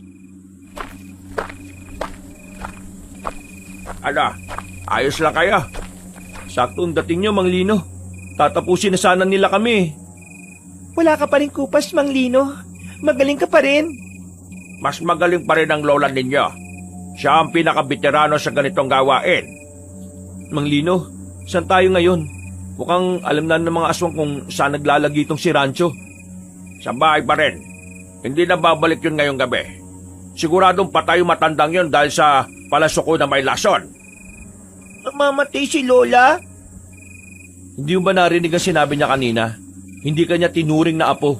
Kaya wag mo na ituring na lola yung matandang aswang na yun. O sige, tara na. Pumunta na tayo sa bahay ko. Ikaw, bata, lahat ng nalalaman mo, sabihin mo sa akin, ha? Patunayan mo sa akin na hindi ka kagaya nila. Tumango lang si Rancho bilang pagsang-ayon. Pumunta na kagad kami sa bahay ni Mang Lino. At pagdating namin doon, ay wala nang sinayang na oras ang bata. Sinabi na niya ang lahat ng mga nalalaman niya tungkol sa angkan ng mga aswang. Naikwento na ni Rancho ang lahat ng nalalaman niya tungkol sa angkan ng mga aswang. Habang nakikinig nga ako roon, hindi ko maiwasan na hindi kilabutan. Hindi ko inakala na sobrang delikado pala ng pamilyang pinanggalingan ni Rancho. Ayon kasi sa kanya, ang tinuturing niyang lolo na si Don Vino ay isang milyonaryong tao. Marami daw itong ari-arian sa Romblon, pati na rin daw sa ibang probinsya. Meron din daw itong mga negosyo sa Maynila. Nung una, ayaw ko sanang maniwala. Pero ang sabi naman ni Mang Lino, totoo ang sinasabi ng bata. Kahit daw kasi yung iba niyang kasamahan sa pagiging albularyo at manunugis, alam ang mga bagay na yon. Nang makolekta na ni Mang Lino ang lahat ng dapat niyang malaman, pinauwi na muna niya kaming dalawa. Nagkasundo kaming dalawa na lahat ng sinabi ni Rancho, kapalit noon ay ang kaligtasan ng bata. Sa madaling sabi, kasama si Rancho sa poprotektahan nila, kahit pa aswang din siya. Rancho, huwag ka na munang maingay kina Marvin at Roger, ha? Siguradong mabibigla sila kapag nalaman nila yon. Hindi pa sila handang malaman ng mga ganung bagay. Naintindihan mo ba ako? Opo, Kuya Jericho. Maraming salamat po sa ginagawa nyo. Kahit nasawang ako, hindi nyo ako pinapabayaan. Huwag kang magpasalamat sa akin. Hindi naman ako ang poprotekta sa'yo eh. Wala naman akong kayang gawin eh. Sila Mang Lino, sila ang poprotekta sa'yo. Kaya dapat sa kanila ka magpasalamat. Tara, bilisan na lang natin ang paglalakad. Nakauwi kami ni Rancho sa bahay na parabang walang nangyari. Sinubukan naming umasta ng normal kahit na nakaharap namin ng mga aswang ilang minuto lang ang nakalipas. Wow! Saan ba kayo galing? Gabing-gabi na. Oo nga, saan ba kayo galing? Diyan lang, naglakad-lakad lang. Ito kasing si Rancho hindi raw makatulog. Nagawa niyo pa talaga maglakad-lakad ha? Alam niyo namang may mga humahabol sa atin kanina. Paano kung nakarating pala yun dito sa atin at nakita kayo? Di tapos na kaagad kayo. Ang mahalaga, hindi naman nangyari yung sinasabi mo. O sige na Rancho, hintayin mo na lang ako sa kwarto. Tinanggal ko na pala yung kaya makakapasok ka na kaagad. Mabilis na naglakad si Rancho paakyat ng hagdanan. Ako naman ay napaupo na lang sa sala. Nakatulala ako saglit. Hindi pa rin ako nakaka-recover sa mga nalaman ko. Pakiramdam ko, para akong kumuha ng malaking bato na ipapalo sa ulo ko. Malaking pamilya kasi ang kakalabanin namin. Hindi lang basta pamilya, kundi mga kakaibang nilalang pa. Mga nilalang na mas malakas kaysa sa tao. Uy, ayos ka lang ba? Napapansin naming kanina ka pa wala sa sarili ah. Ano ba problema? Malala ba talaga yung pag-aaway na ginawa niyo ni Nalin? O baka nagalit si Nalin kasi nalaman niyang may asawa at anak na itong si Marvin. Uy, mambira. Bigla ako nagkaroon ng anak eh. Pare, bawi mo sa kanya yung sinabi mo ha. Hindi naman yun ang inaalala ko May ibang bagay na gumugulo sa isipan mo? Pag-usapan natin yan. Sakto, marami tayong alak dyan sa rep oh. Hindi, ayos lang naman ako. Yan tayo eh. Kapag ikaw may problema, ayaw magsabi. Pero kapag kami ang merong problema, dapat sinasabi namin sa'yo. Unfair ka talaga oh. Oo na. Yan nyo, bukas sasabihin ko sa inyo. Sadyang wala lang talaga ako sa mood pag-usapan yun ngayon. Napapailing na lamang silang dalawa kabanong. Alam nilang kapag ganun ako, malabo pa sa sabaw ng pusit na ikwento ko kagad sa kanila ang mga nangyari. Umakyat na lang din ako sa kwarto ko. Nakatulog naman ako na maayos sa kabila ng mga naranasan namin ni Rancho. Kinabukasan, payapa ang paligid. Maaliwalas. Walang kahit na anong senyalis ng mga aswang. Ang sabi sa akin ni Nalin, kumikilos na sila manglino para magbantay sa lugar. Kahit na papaano ay nakakampante ang kalooban ko kabanong. Pero hindi pa rin mawala-wala sa utak ko ang mga posibilidad na baka bigla na lang kunin si Rancho sa amin. Kabanong, inaamin ko na nung mga sandaling yon ay para bang mas lalong naging mahalaga sa akin ang batang yon. Siguro dahil alam kong hindi ko naranasang magkaroon ng batang lalaki na kapatid na mas bata pa sa akin. O baka sadyang naawa lang ako sa kalagayan ng batang yon. Kahit pa isa siyang aswang. Narinig ko kanina sa mga kaibigan mo na aalis kayo ng tanghali. Hindi ka raw sasama? Malamang, sinong magbabantay kay Rancho kung sasama ako? E di iwan mo sa akin. Wag na, baka mamaya kung ano pang gawin mo sa kanya. Gigil na gigil ka pa naman sa kanya. Jericho, mag-isip ka nga. Hindi pwedeng palagi mo kasama si Rancho. Sa oras na ikaw ang matsyempohan ng mga aswang, patay ka talaga. Payo din sa akin ni Mang Lino, ako magbabantay sa bata. Kahit na papaano may alam naman ako kung papaano papalaga ng mga aswang. Marunong kang lumaban sa mga aswang? Oo. Nung bata-bata pa ako, palagi akong tinuturuan ni Lola. Ako lang naman kasi ang interesado sa lahat ng apo niya. Kaya huwag ka mag-alala. Kaya kong protektahan ng batang yon. Hindi ko siya pwedeng saktan. Kailangan namin si Rancho. Hindi rin siya pwedeng patayin ng mga manunugis. Ha? Bakit hindi naman pwede? Yung totoong gustong makuha ng mga aswang sa kanya ay hindi yung dugo niya, kung hindi espiritu na nakatago sa loob ng katawan ni Rancho. Teka, anong espiritu? Ano yun? May sapi? Ang sabi ni Mang Lino, isang sinaunang espiritu ng aswang ang gumagala-gala pa nung una pang panahon. Pumasok daw yun sa katawan ng mga aswang na sariwa pa. Yun ang gustong makuha ng mga aswang ngayon, kaya nila gustong kunin si Rancho. Sinabi lang nila na dugo ni Rancho ang kailangan nila para isipin ng mga manunugis na kaya pa rin nila ang mga aswang.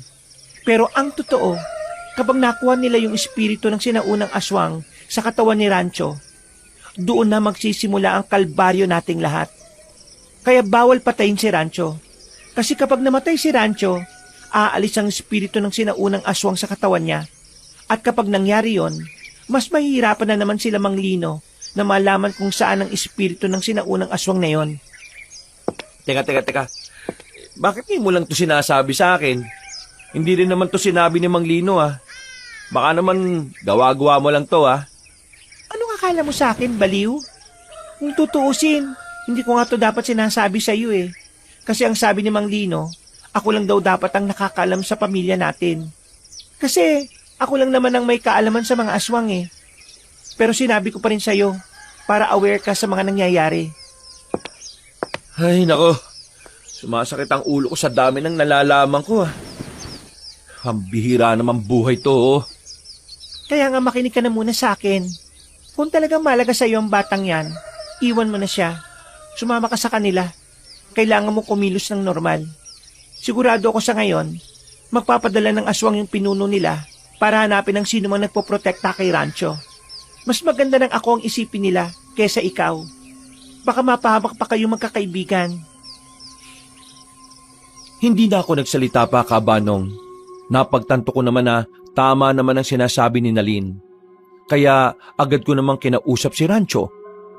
Pumayag naman siya na maiwan ang pinsan kong babae. Pagsapit ng tanghali, umalis na kami. Dinala naman ni Nalin si Rancho sa bahay ni Mang Lino. Habang naglalakad kami papunta sa pwestong hindi namin napuntahan nung nakaraan, napansin naman ako ni Marvin at Roger. Hindi kasi ako nagsasalita. Na kung tutuusin, ako ang parang tour guide nila na madaldal. Nanibago sila sa akin. Alam nyo, umuwi na lang kaya tayo. Ha? Bakit naman? Wala ka sa sarili. Physically present ka, pero yung presensya mo parang wala rito. Ano ba talaga problema mo, pre? Oo nga. Sabi mo sa amin kagabi, sasabihin mo na. Kung sasabihin ko ba sa inyo, maniniwala kayo. Paano natin malalaman kung maniniwala kami o hindi? Kung hindi mo nga sasabihin. Ano ba kasi yan? Ba't parang hirap na hirap kang sabihin sa amin? Kasi... Ha? Hindi ko na ituloy ang sasabihin na makarinig kami ng mabibilis na yabag na mga paa. Meron ding umiiyak na boses. Hahanapin sana namin ang umiiyak na yon nang matanaw namin na may mga lalaking nakaitim. Tapos may isang lalaking tumatakbo. Sugatan. Ang lalaking nakaitim naman, ayun din yung humabol sa amin sa bayan. Hinila ko silang dalawa. Nagtago kami sa gilid. Pinanood lang namin kung ano ang mangyayari. Nanlaki na lang ang mga mata namin nang makitang dinakmana ng isang lalaking nakaitim ang lalaking sugatan. Sinakmal sa leeg. Kinagat-kagat ng ilang ulit. Hindi tumigil kahit nagmamakaawa na ang lalaki. Sa isang iglap lang, nalagutan agad ng hininga ang biktima. Pagsaluhan na natin to. Visit na pinulo natin. Hindi tayo pinapakain eh. Maganda lang, nadiskarte tayo. Hindi na kami makagalaw sa nakikita namin noon dahil sa magkahalong takot at kaba. Mga ilang sandali lang ay nakita namin binitbit na nila ang biktima. Paalis na rin sana kami pero biglang napabahing si Marvin. Sabay-sabay na lumingon ang mga aswang sa amin. At dahil doon, ako na ang nagsabi sa kanila na tumakbo. Para kaming maubusan ng lupa noong mga sandaling yon dahil sa bilis namin. At sa tuwing lilingon naman kami, nakikita naming nakasunod lang sa amin ang mga aswang. Sa kamalas-malasan pa, napahiwalay sa amin si Marvin. Bigla na lang siyang nag-iba ng direksyon. Nakita rin naman namin na siya na yung hinahabol. Kami naman ni Roger ay sumiksik na lang sa puno ng balete. Gagi, ano ba yung pre? Pre, aswang ang mga yun. Aswang? Tirik ang araw, aswang? Aswang nga yun. Saka nakakita ng normal na tao na kumakain ng kapwa-tao. Aswang yun. Si Marvin, baka napano na si Marvin. Siya na yung hinahabol eh. Ano gagawin natin? Hahanapin natin si Marvin. Hindi pwedeng umuwi tayo nang hindi natin siya kasama. Baka mamaya, ang dami pang aswang dito sa gubat na to. Kailangan nating lakasan ng loob natin, pre.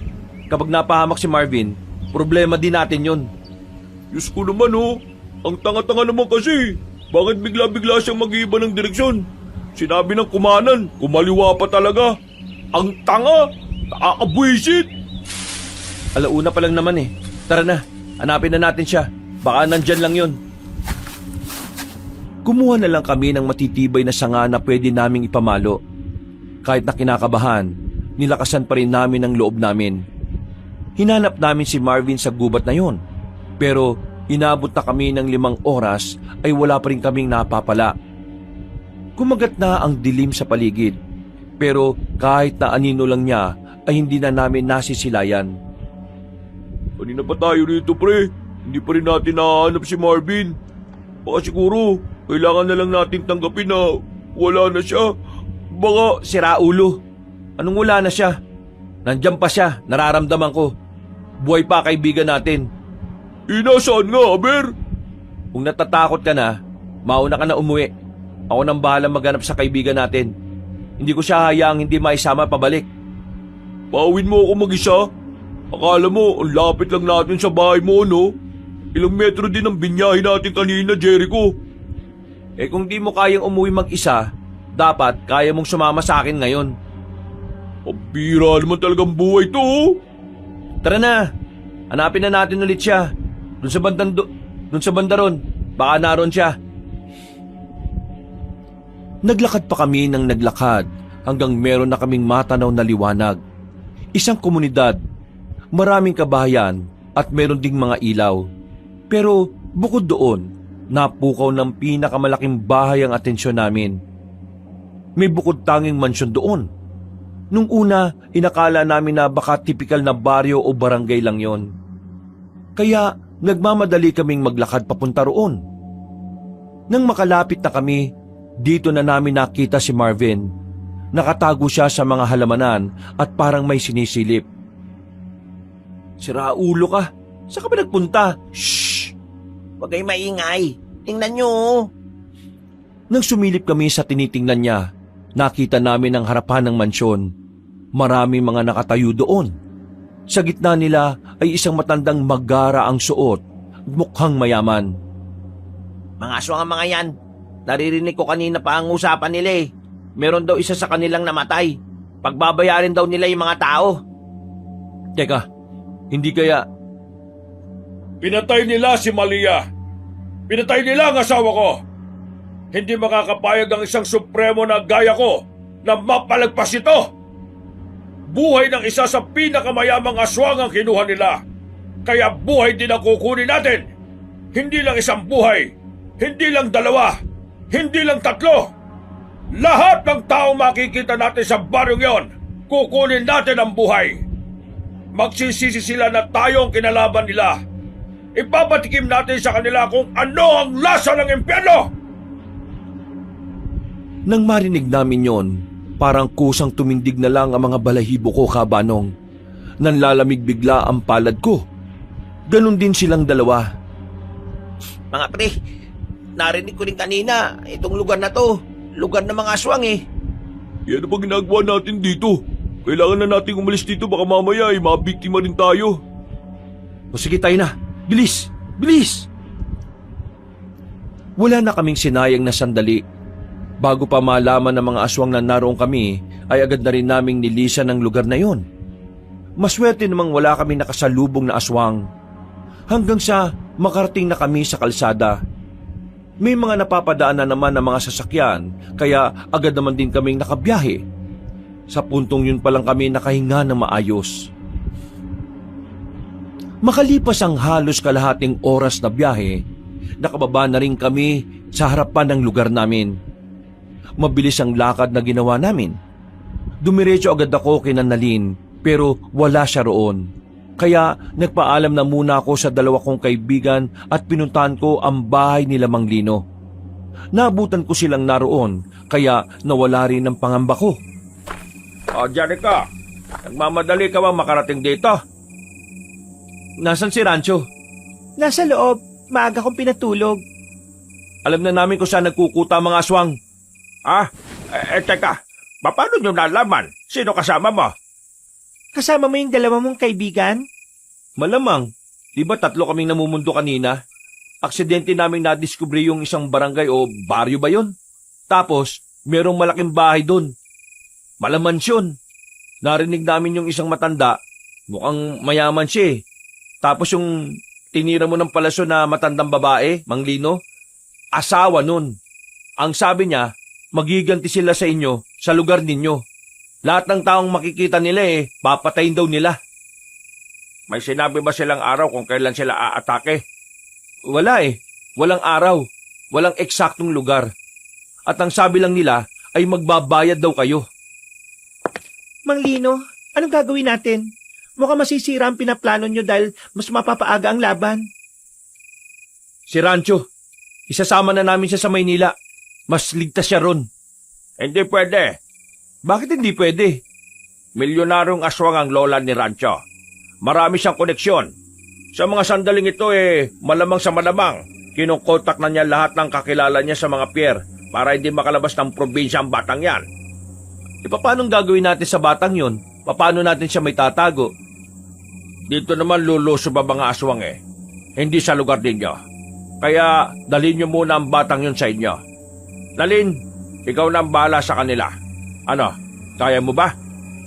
Hindi ko alam, pero susubukan kong kayanin. Ngayon ko na magagamit lahat ng tinuro sa akin ni Lola. Paano ba yumayaman ng mga aswang? Bakit parang ang dami nilang koneksyon dito sa Pilipinas? Iba kasi ang nagagawa ng pera. Kayang tapakan ng pera ang tunay nilang kulay. Marami siyang illegal na negosyo malamang sa malamang. Sa ngayon, magtiwala ka na lang muna sa amin ni Mang Lino. Wala ba talaga akong pwedeng gawin? Gusto ko makatulong Ang mabuti pa, basahin mo ulit ang libro ni Lola. Tapos saka ka magdesisyon kung talaga bang gusto mo ang buhay ng isang manunugis. Sandali lang akong tumambay doon, Kabanong. Hindi ko na muna kinuha si Rancho sa kanila. Nagpaalam na rin ako ng ilang minuto lang din ang nakalipas. Pag-uwi ko sa bahay, inabutan ko ang dalawa na mulat pa rin.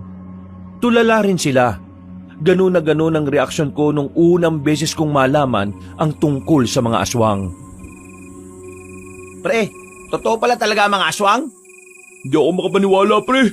Diyos ko, meron pala talaga nun dito. Sa katunayan yan, tungkol din doon ang dahilan kung bakit balisa ako palagi. Ibig sabihin, alam mo na bago pa namin malaman? Oo, alam ko na. Pero may mas higit pa ron. Anong ibig mo sabihin, pre? Alam ko ang aswang, may ideya na ako dahil sa librong nabasa ko. Pero hindi na muna ako kagad naniwala Si Nalin, yung pinsan ko, siya ang nagsabi sa akin na totoo yun. Pinagdududahan niya kasi si Rancho. Si Rancho kasi, aswang. Ano? Aswang yung batang yon? Oo, sandali lang. Hindi pa ako tapos. Oo, aswang si Rancho. Pero hindi siya gaya ng ibang aswang na nakita natin kanina. Inosente si Rancho. Biktima lang din siya ng mga tinuturing niyang lolo at lola.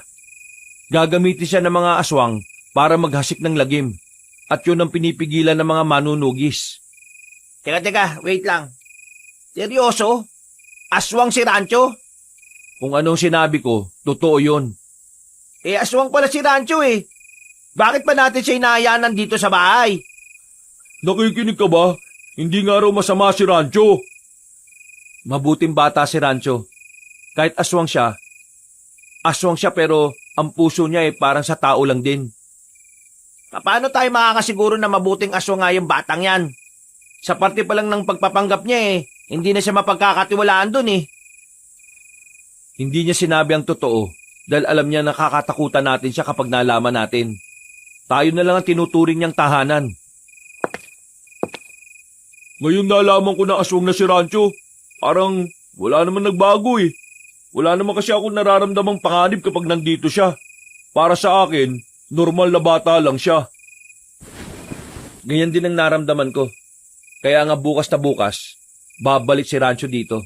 O protektahan natin siya para hindi siya makuha ng mga aswang. Ha? Seryoso ka ba? Lalabanan natin yung mga aswang? Naririnig mo ba yung sarili mo? Nakita mo naman kanina, di ba? Kumakain sila ng tao nang walang kahirap-hirap. Tapos, gusto mo isugal natin ang buhay natin para sa isang bata na hindi naman natin kilala? Kailan lang naman dumating sa buhay natin yan eh. Hindi mo naintindihan, pare. Hindi lang naman ito tungkol kay Rancho. Tungkol din ito sa buong probinsya natin. Meron silang balak na magasik ng lagim dito. Kay Rancho na mismo nang galing. At naniwala ka ulit. Oo naman. Dun siya galing eh. Yun nga ang punto ko. Galing siya sa mga aswang na yun. Ibig sabihin, masama rin ang batang yun. Baka mamaya nililin lang niya lang tayo. Pre, pinaliwanag na sa'yo, di ba? Bakit ayaw mo pang maniwala? Wala ka bang tiwala kay Jericho? Hindi naman sa ganun. Pero ito kasi madali kasi itong maniwala eh. Marvin, pre. Kailangan ko ng tiwala nyo ngayon. Makaisa na lang kayo. Hindi na nagsalita pa si Marvin. Bumuntong hininga na lamang siya sa gilid. Sa huli ay nakakumbinsi din namin siya. Kaya kinabukasan ng umaga, pumunta na si Nalin at Rancho sa bahay. Ayon kay Nalin, maagang umalis ng lugar si Mang Lino para paghandaan ang gagawin nilang pag-atake sa mga aswang. Makinig kayo. Wala munang aalis ng bahay ngayong araw hanggang mamayang gabi. Kahit na anong mangyari, hindi kayo pwedeng lumabas at bawal na muna mag-ingay. Naintindihan niyo ba? Hindi ba pwedeng umalis na lang tayo? Hindi. Delikado kung aalis. Dito sa bahay na ito, kahit na papaano ay may makakatuwang kayo. Nandyan ang mga kamag-anak namin. Hindi nila tayo pababayaan. Gusto ko lang pong humingi ng sorry dahil ngayon po nadadamay kayo. Oo, tama ka. Nadadamay kami. Tahimik sana buhay namin pero ito nangyayari. Uy, Marvin, huwag kang ang ganyan sa bata. Hindi yan normal na bata, no? Kahit pa, hindi porke aswang yan tatrato mo pang basura. Umayos ka nga. Mas nagmumukhang ikaw yung bata, Marvin Walang mangyayari kung magtatalo-talo lang din kayo. Sundin nyo na lang din ang mga sinasabi ko para walang mangyaring masama sa atin. Nung umagang yon, ay nanatili lang talaga kami sa bahay. Kahit na aminadong nababagot, ay tiniis na lang namin. Ang tanging prioridad namin ay mailigtas ang bata para hindi mapakinabangan ng mga aswang. Lumipas sa mga oras, sumapit na rin ang kinagabihan. Sa mga sandaling yon, hindi ko na maiwasang hindi kabahan. Kaya naman, pinagkukuha ko na ang mga nakatagong itak sa bodega. Binigyan ko si Marvin at Roger. Alam kong wala kaming kaalaman sa pakikipaglaban sa mga aswang, pero hindi ko kayang isipin na si Nalin lang ang haharap sa mga yon kung sakali. Kumalma lang kayo. Mas lalo kayo matataranta kung masyado niyong didibdibin ng mga aswang. Hindi dito ang destinasyon nila, kundi dun sa baryo nila, Mang Lino. Pero kailangan pa rin nating paghandaan ng mga hindi inaasahan. Mga pre, gamitin niyo ang mga itak na yan sakaling may maligaw dito. Huwag kayo matatakot. Walang problema sa akin. Dito lang kay Marvin, mukhang meron. Huwag ka na magmaktol, pre. Wala naman ang magagawa yung pagmamaktol mo Kapag hindi natin to ginawa, mapapahamak lang din tayo. O na. Ako nang bahala sa sarili ko. Mabuti naman. Dinala ko na si Rancho sa kusina. Kasama niya si Roger doon. Kaming tatlo naman ni Nalin at Marvin nasa tapat ng bahay. Nagmamasid sa paligid. Ang iba kong kamag-anak, pasimpleng nakatambay na rin sa mga bakuran nila. Para isang hudyat lang namin, makakapag-respondi kagad sila. 9:00 na. Sa mga ganitong oras, nakarating na sila Mang Lino sa lugar ng mga aswang. Paano kung nasalasihan sila? Kaya nga tayo naghahanda rito Kung sakaling mangyari man yon, alerto tayo. Magaling si Mang Lino. Pati na rin ng mga kasama niya. Nabasa ko sa libro yung pangalan ng samahan nila Nung pa man, kumakalaban na sila ng mga aswang.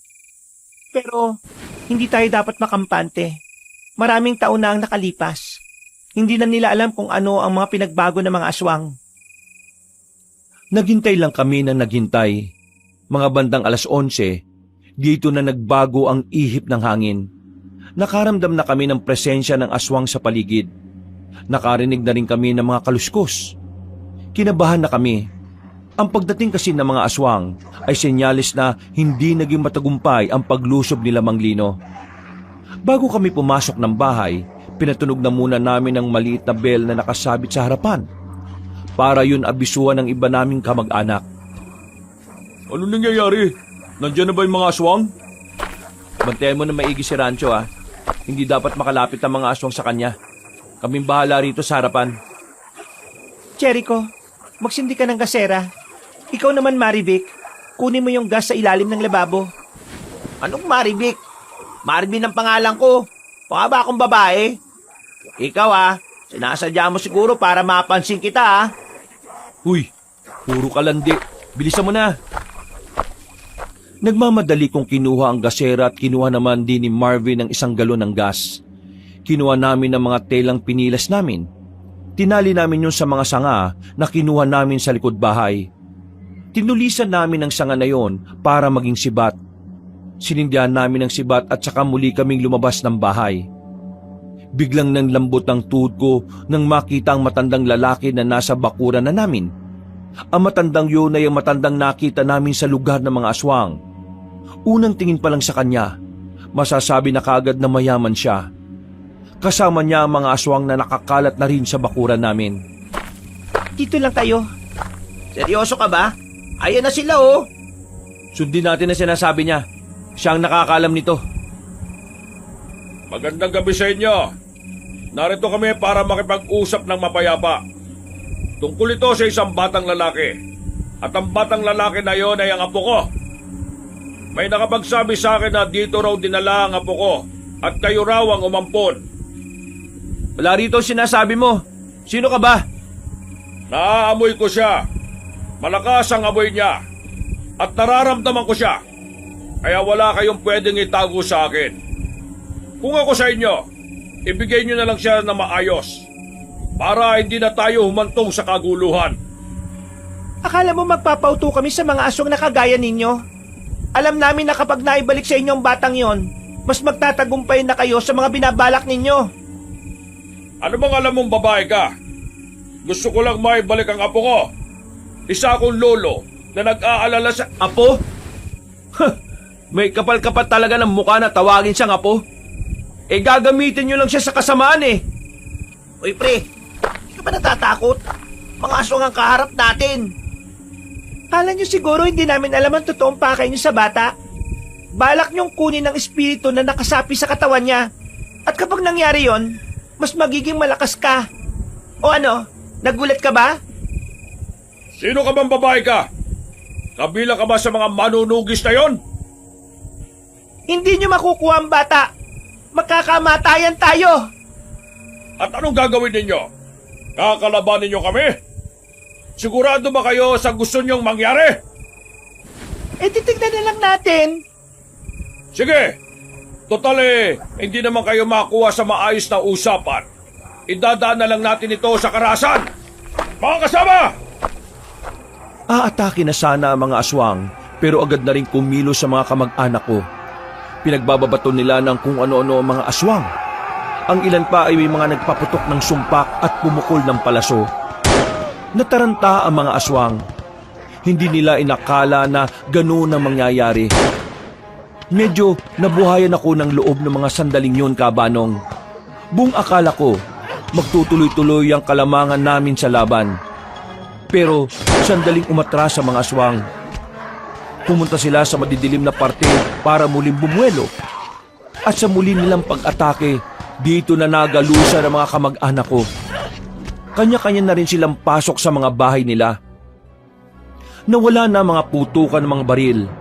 Ang tanging maririnig na lang sa labas ay ang mga galit na tinig ng mga nilalang.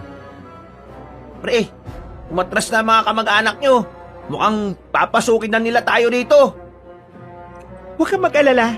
May mga nilagay akong pangontra sa bahay na ito. Hindi sila basta-basta makakapasok. Ha? Ano yun?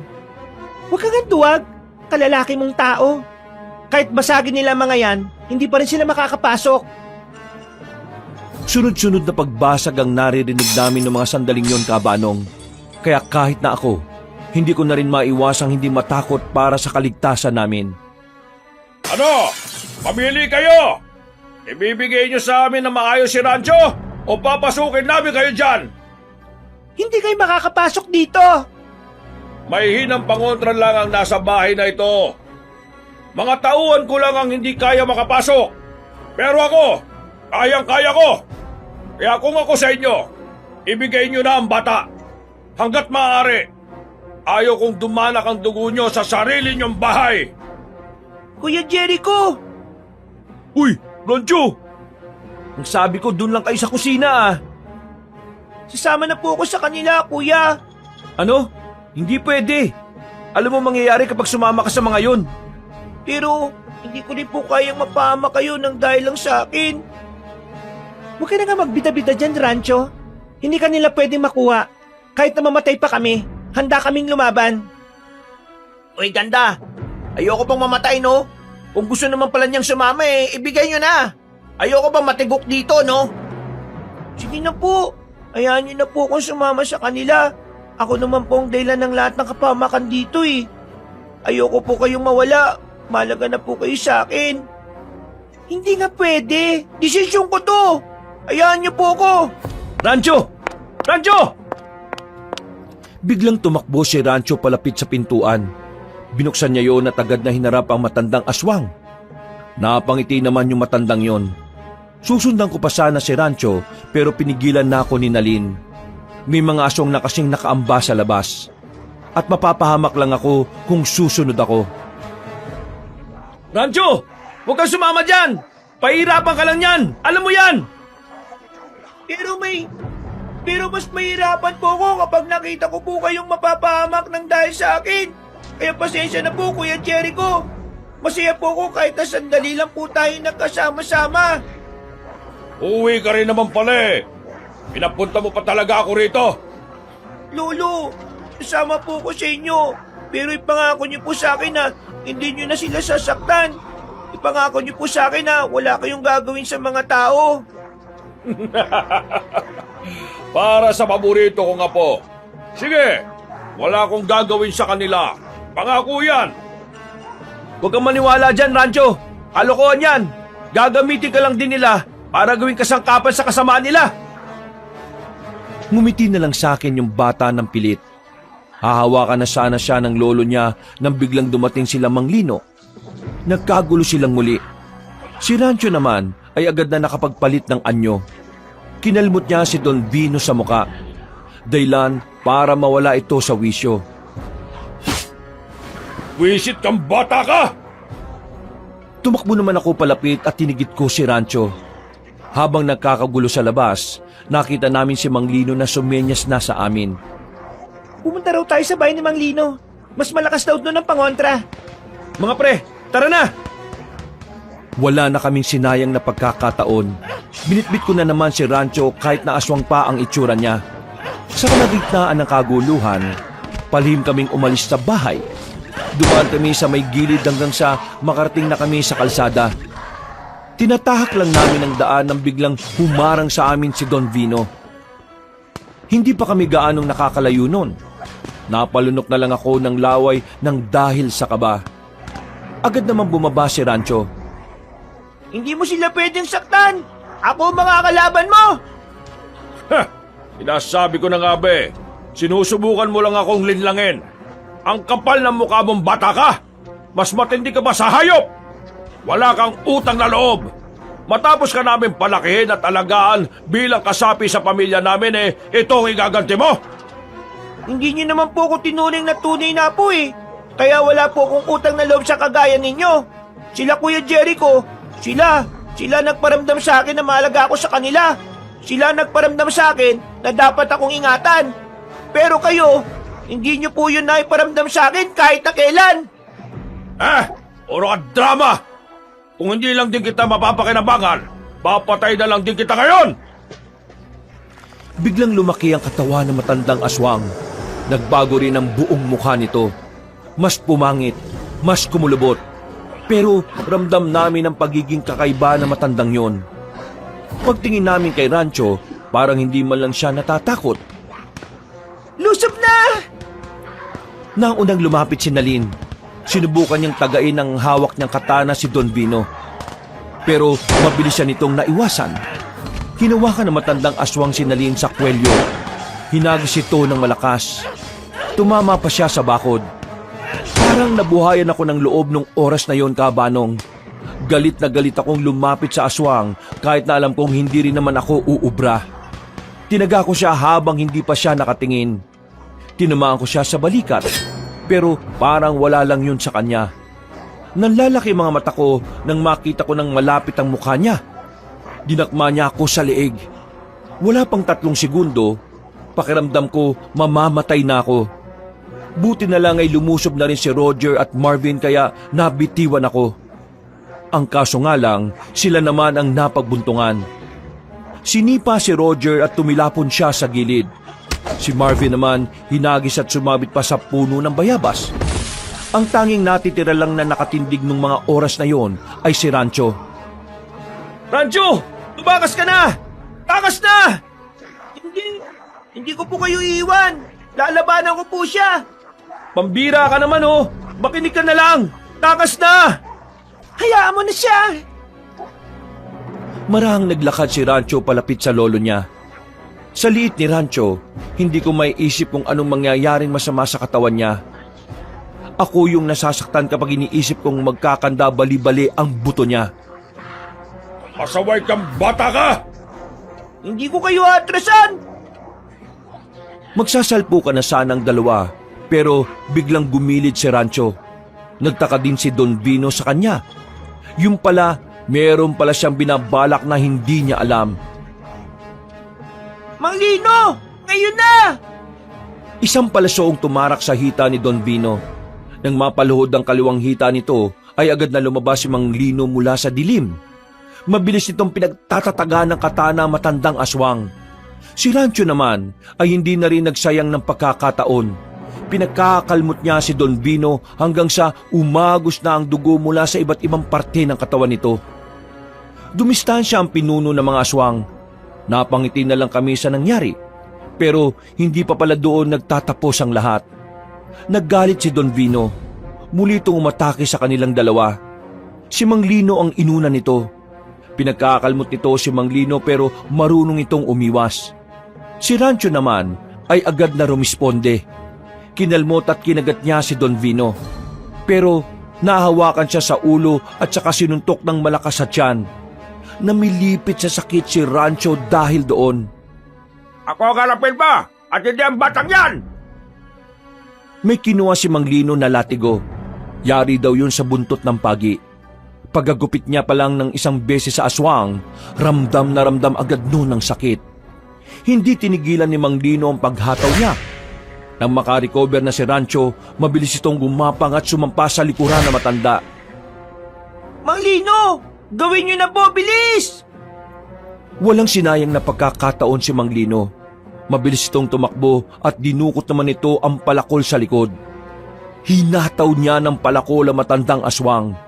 Tinamaan yun sa ulo, kaya agad itong nagpaggewang-gewang. Hindi magtatagumpay ang kasamaan! Ha! Alas mo! Mas malakas ang kabutihan!